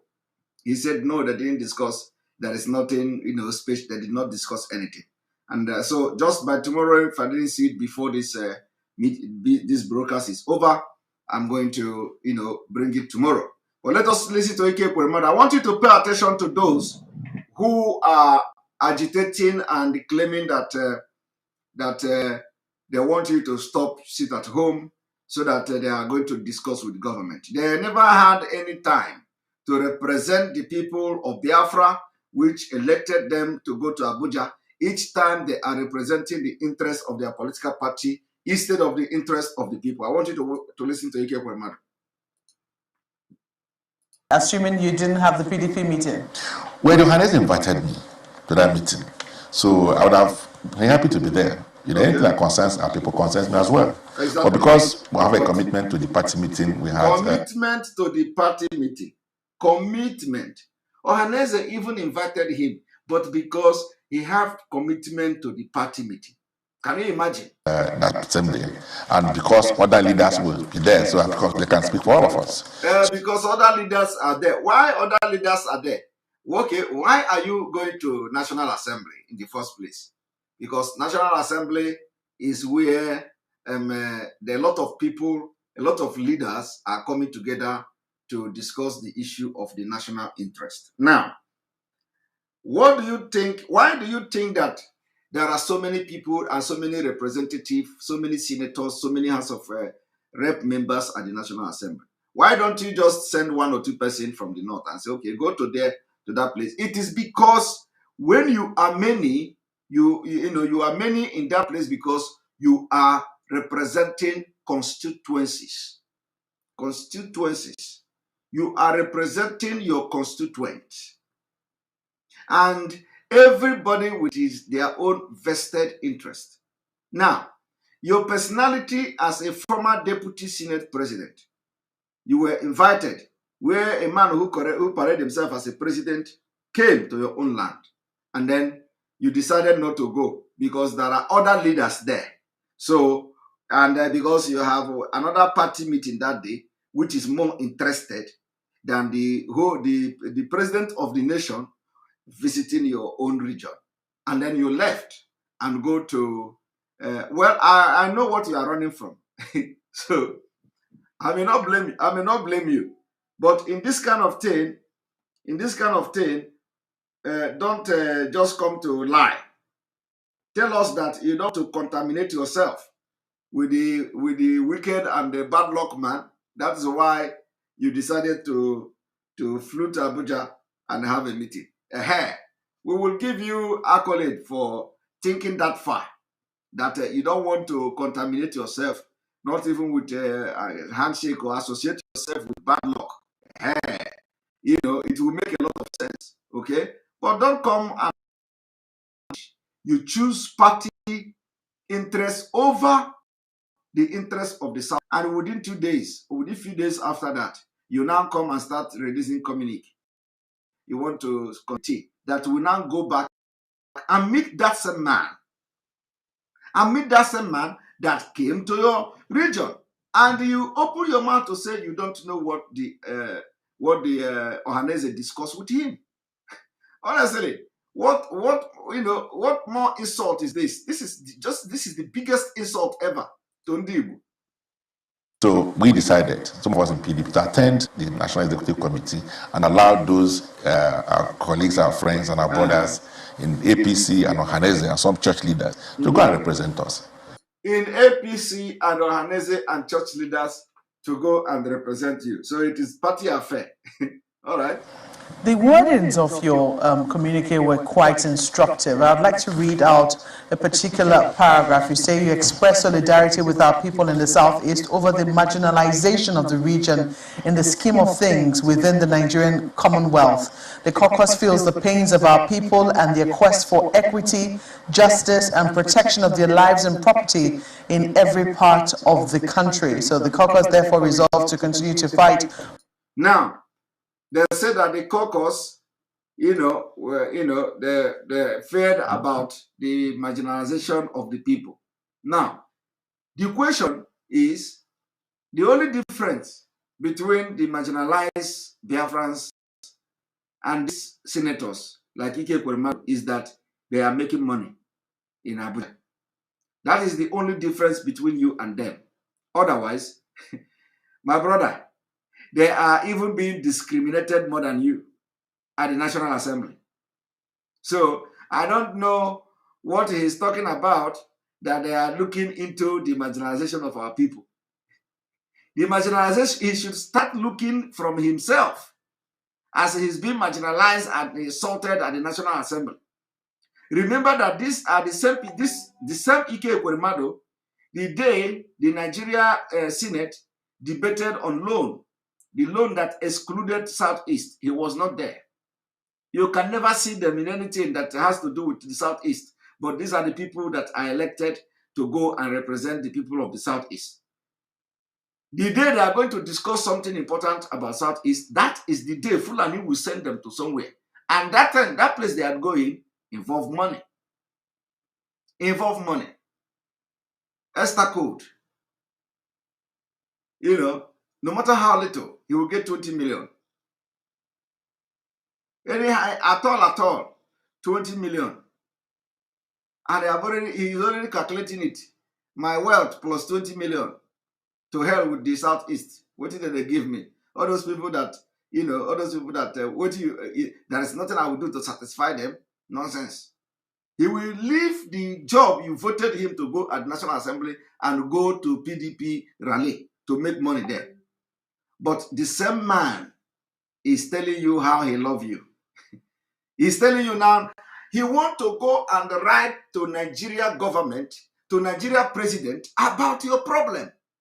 Meanwhile, he is facing the same problem even more than you at the National Assembly.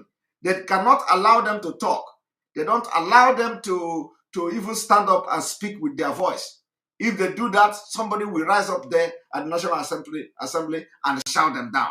But he is here telling you how he wants to fight for you. Now, my question is, somebody who have not fight for his own right at the National Assembly, how is he going to fight for you? It is because the country is a failed country. That is the point I'm trying to make here. It's a failed country. And somebody who could not defend himself, who could not fight for his own right on the floor of the National Assembly, how can that person effectively defend you? Okay?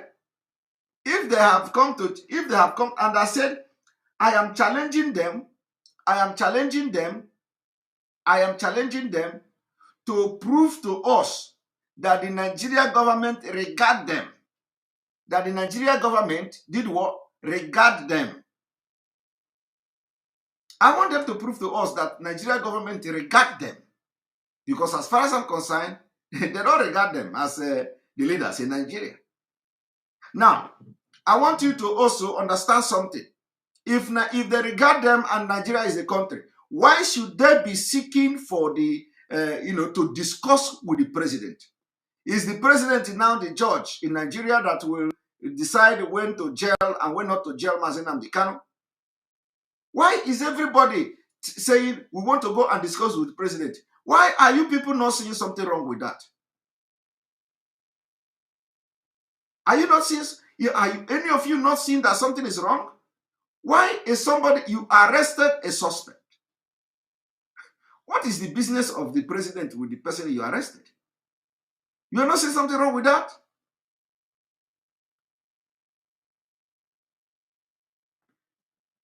Police arrest a suspect. Police arrest a suspect. Whose job is it? Is it the president or the judiciary? So why are they going to the president? You don't see something wrong with that. A president that hates Igbo, that hates Biafra, you want to go and discuss the release of somebody fighting for that Biafra that he hates so much. You don't see all of you that are saying, let us stop the sit at home because they have come to issue statement. They are going to follow political process. Are you people not seeing something wrong?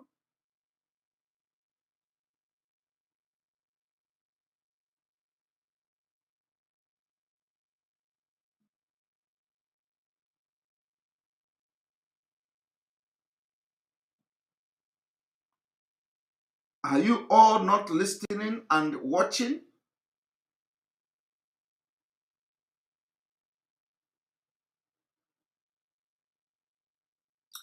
Something is wrong and people are not seeing it. Something is wrong and people are not seeing it. Something is wrong.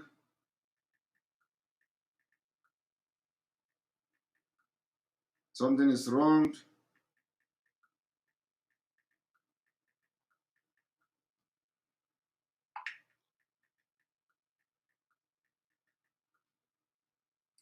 Something is wrong.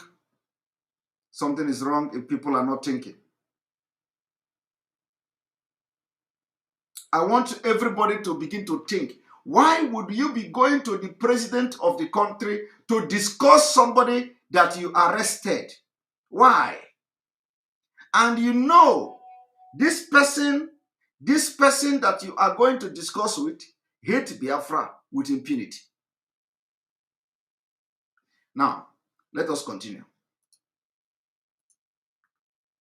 For a level playing ground and an enabling federal system where Indigo is able to develop their homeland at their pace and equally pursue their happiness and actualize their enormous potential in every part of the country unmolested. Now, I don't know, reading through this, one would think that there is a deliberate plan by the Nigerian state to marginalize the Southeast.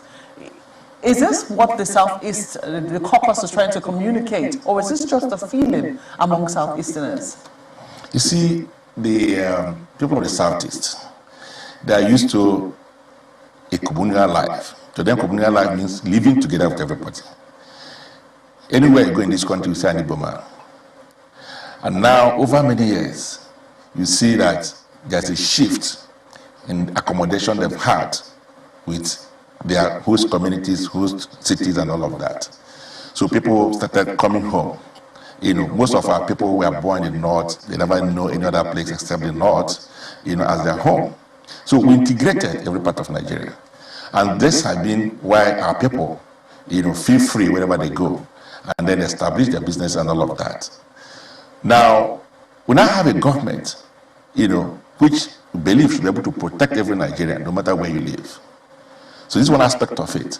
But we didn't see that because some people were chased out of their businesses, chased out of their homes outside Igbo land. So they returned home. Now, as if that was not enough, we believe that the Constitution made provision for federal character in appointments. We also believe that the government is about the people and include everybody. We also believe that once the election is over, what remains is leadership. So we expected leadership from the present regime that will accommodate everybody. You know, because where there is peace, there's progress. And where there's injustice, you don't expect peace. So we felt that our people had been kept out of the corridors of power over this period, especially in the security sector. We expect that security sector, every part of Nigeria should be represented. Because if we are discussing about security of the country, there must be people who will be able to give perspective in respect of their own region or the area in the discussion, so that they'll be able to take an aggregate view of what that's happening. With regard to security, every part of the country has felt its own pain of insecurity. Definitely, in recent yes. times. In fact, we've seen southern governors profile some solutions in terms of coming up with some, they say it's not regional security outfit, but we continue to say it's a regional security effort in trying to bring peace. So when you say that Southeasterners did not feel safe in parts of the country, and even at home right now, because when we talk about the security situation in the Southeast, we're referring specifically to the Southeast.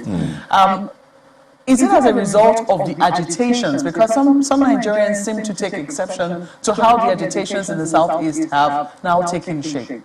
You see, that's what I said. The fact that they left other places and returned to their homes, and yet they're not safe. As a result of what? Why did they have to leave other places? Yes, because they are not secure in those places. That is very, very unfortunate. You know, so the issue of insecurity all over Nigeria is not as if it's coming out of the blues. It's expected. So people like us have spoken about it for over 10 years now. And I kept saying that it's going to get worse. Okay. And it keep getting worse because we're not doing the right thing. There are those who have blamed the elite. Yes. There are It's those not who the elite issue. No. It's the security architecture. Let me put this that is wrong. in context. Yes. There are those who have blamed the elite, that these agitations and feelings of marginalization started with the elite because, I mean, they have felt like they were out of the corridors of power and somewhat encouraged the agitators, whom somehow now they cannot seem to control anymore. And the manner in which those agitators have gone about their business is beginning to cause ill feelings in other parts of the country. Do you agree with that assessment? Never. You see, the thing is this. What you are seeing in terms of agitation is a reaction to injustice, right? Because any man who is unjustly treated is not going to be interested in peace. It's a reaction. So it's not the leaders of any particular country that's of any particular part of Nigeria that is telling the federal government to have a deliberate policy of excluding a whole region, from the corridors of power.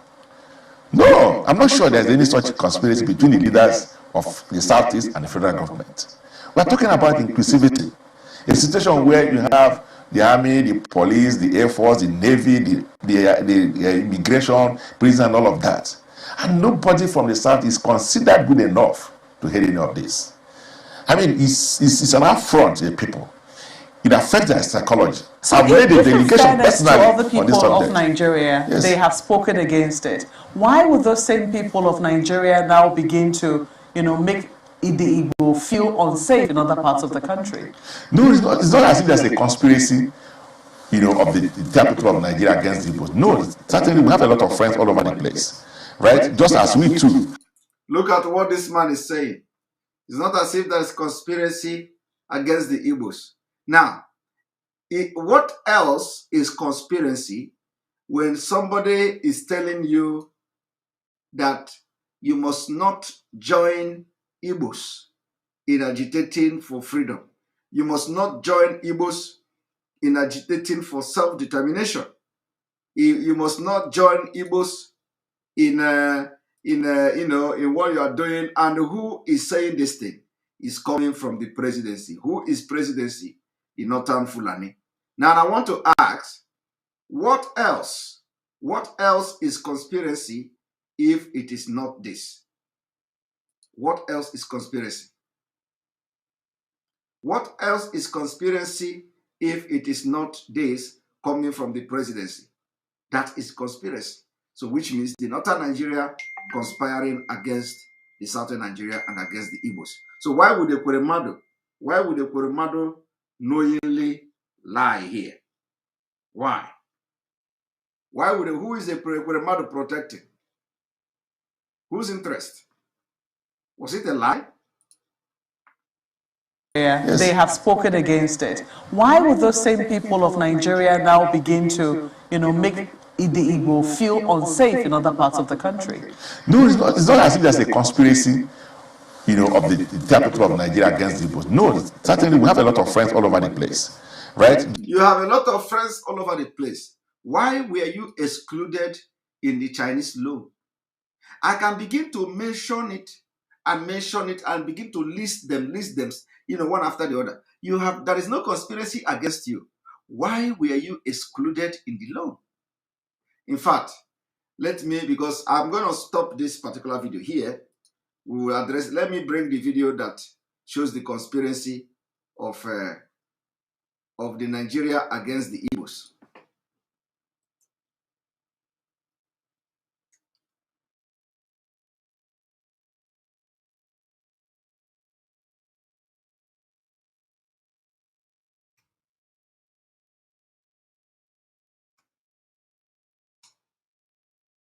Moment.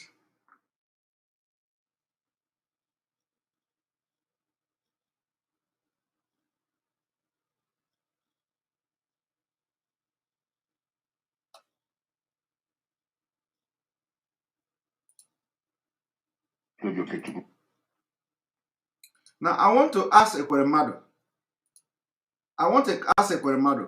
What led to him having this press conference? If it is not called conspiracy, he should go and check the dictionary. He's a doctor or he's a professor. I don't know which one he is, but I know that he's learned and he's very educated. So what is the definition of conspiracy if what led to this particular press conference is not a conspiracy? My other colleagues. Well, let me thank you for giving the opportunity to share with you some of our concerns. You'll recall that in the last National Assembly, there was a borrowing plan presented by the government, and for some obvious reasons, especially the issue of exclusion, it was not taken. So this has been returned to the present National Assembly. Regrettably, last Thursday, the Senate passed the borrowing plan, which excluded the whole of Southeast. You see, regrettably, Senate passed a borrowing whatever, which excluded the entire Southeast, and they are standing like Malus there. So what is conspiracy? we are giving Ike Ekweremadu homework to go and check as a lawyer, and because I was told he's a lawyer, so he's educated, to go and with his law wisdom and law sense, to know what is conspiracy against the Igbos. If this is not a conspiracy, what is conspiracy? We need to be addressing these people, and so that they will be standing on their toe like this, because they are not dealing with fools. We are not fools. So why will he come here? Somebody who is not stable, because this is instability. He is not stable. He is unstable. Ike Ekweremadu is unstable with this statement.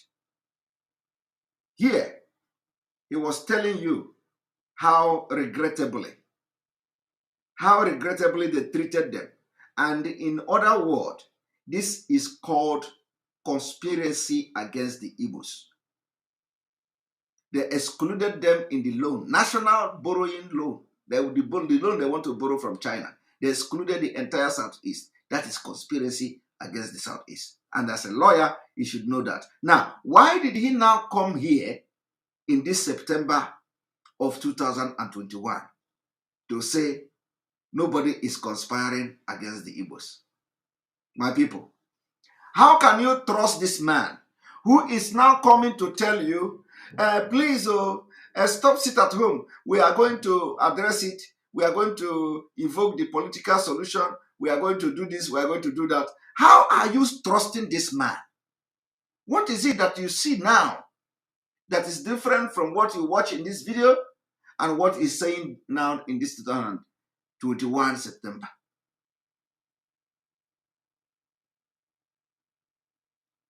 Double standard. He want to, so if he is actually, because what he did now is to sabotage the interest of Ndi Igbo, he is not even putting pressure on the government.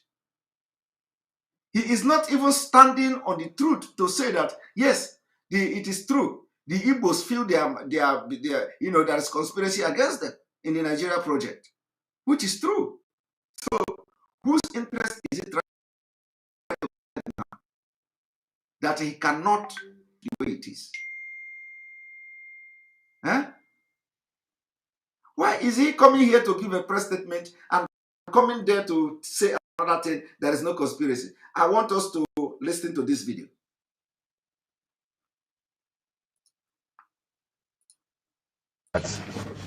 In the last National Assembly, there was a borrowing plan presented by the government, and for some obvious reasons, especially the issue of exclusion, it was not taken. So this has been returned to the present National Assembly. Regrettably, last Thursday, the Senate passed the borrowing plan, which excluded the whole of Southeast. I'd like to use the opportunity to thank our colleagues. Please, there is something I just heard now. Okay? I just heard something now.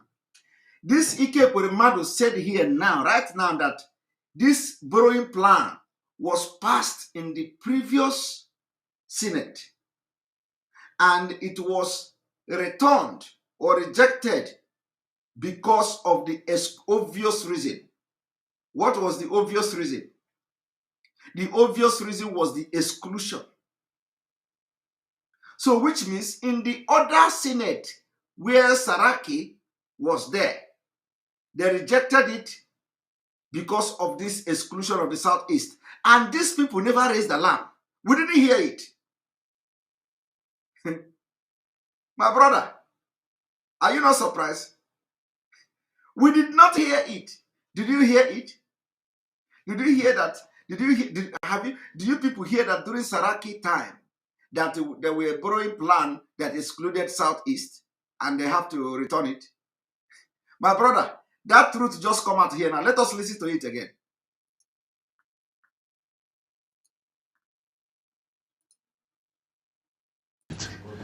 And for some obvious reasons, especially due some of our concerns.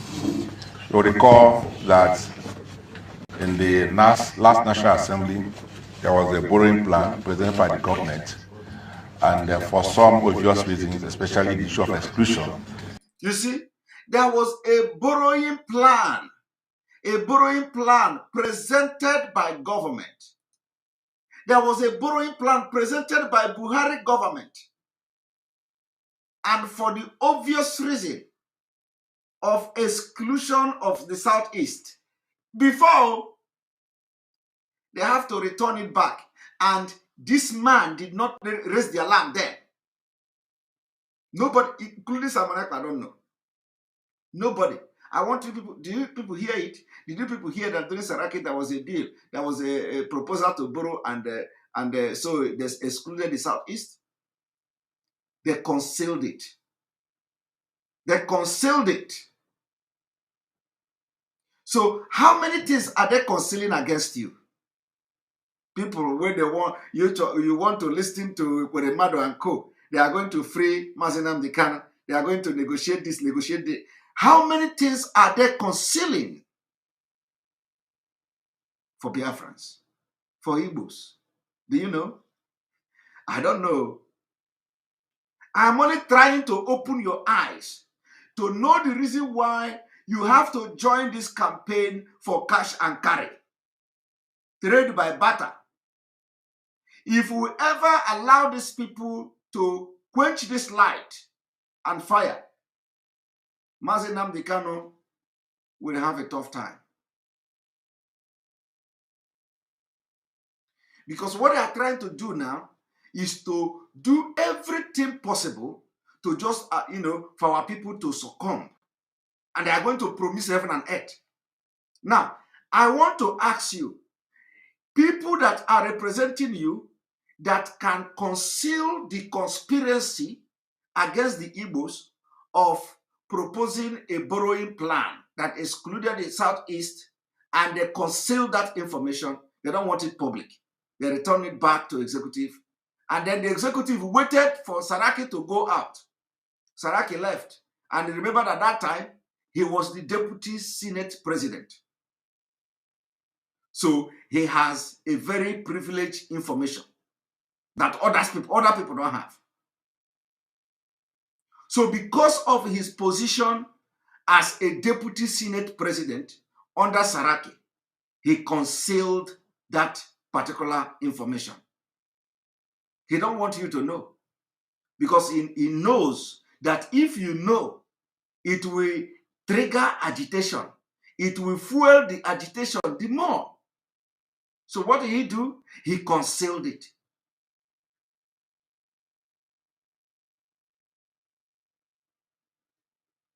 That same man have not changed. Because had it been that he addressed it publicly, that President of Nigeria proposed a borrowing plan under Saraki and we are rejecting it, maybe, but then Biafra and the Southeast may have, given their voice. And it will not come back the second time. But he concealed it. Go and check the word conceal. He concealed it.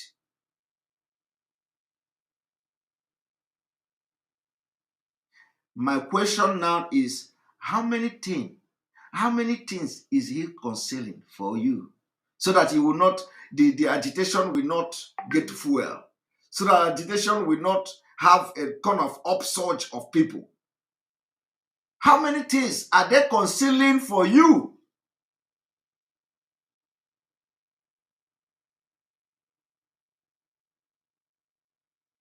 That is why we have to be doing this thing to teach you people, because we cannot take chances. That is why we are now saying it is cash and carry. Cash and carry. Bring Mazi Nnamdi Kanu and we are going to stop the sit at home. Voluntary sit at home. And they are coming to you, doing everything, promising every heaven and earth to make you to stop sitting at home. If people with this kind of mind, evil, concealing information that will help you in the Nigeria project until now, what else is he concealing for you that may help you in the struggle to disintegrate Nigeria? You don't know. I'm going to end this broadcast here. Tomorrow we continue from where we stop. And I want you to meditate on this word. And we are going to continue tomorrow. And tomorrow we will analyze the full video and with the few interview and then connect it with what he did here, so that you will know who to believe and who not to believe. And by the way, I am sitting at home tomorrow. I'm not going to work. You may wish to join me. The entire Biafra may wish to join. Tomorrow is sit at home. I did it last week. We are going to do it again. Thank you very much. And on this note, I say, may God bless you. May God bless Biafra. May God bless Oduduwa. May God bless the Middle Belt. May God bless Amazonia. May God bless IPOB worldwide. May God bless Mazi Nnamdi Kanu. May God bless ESN. May God bless all of you, Sunday Igboho.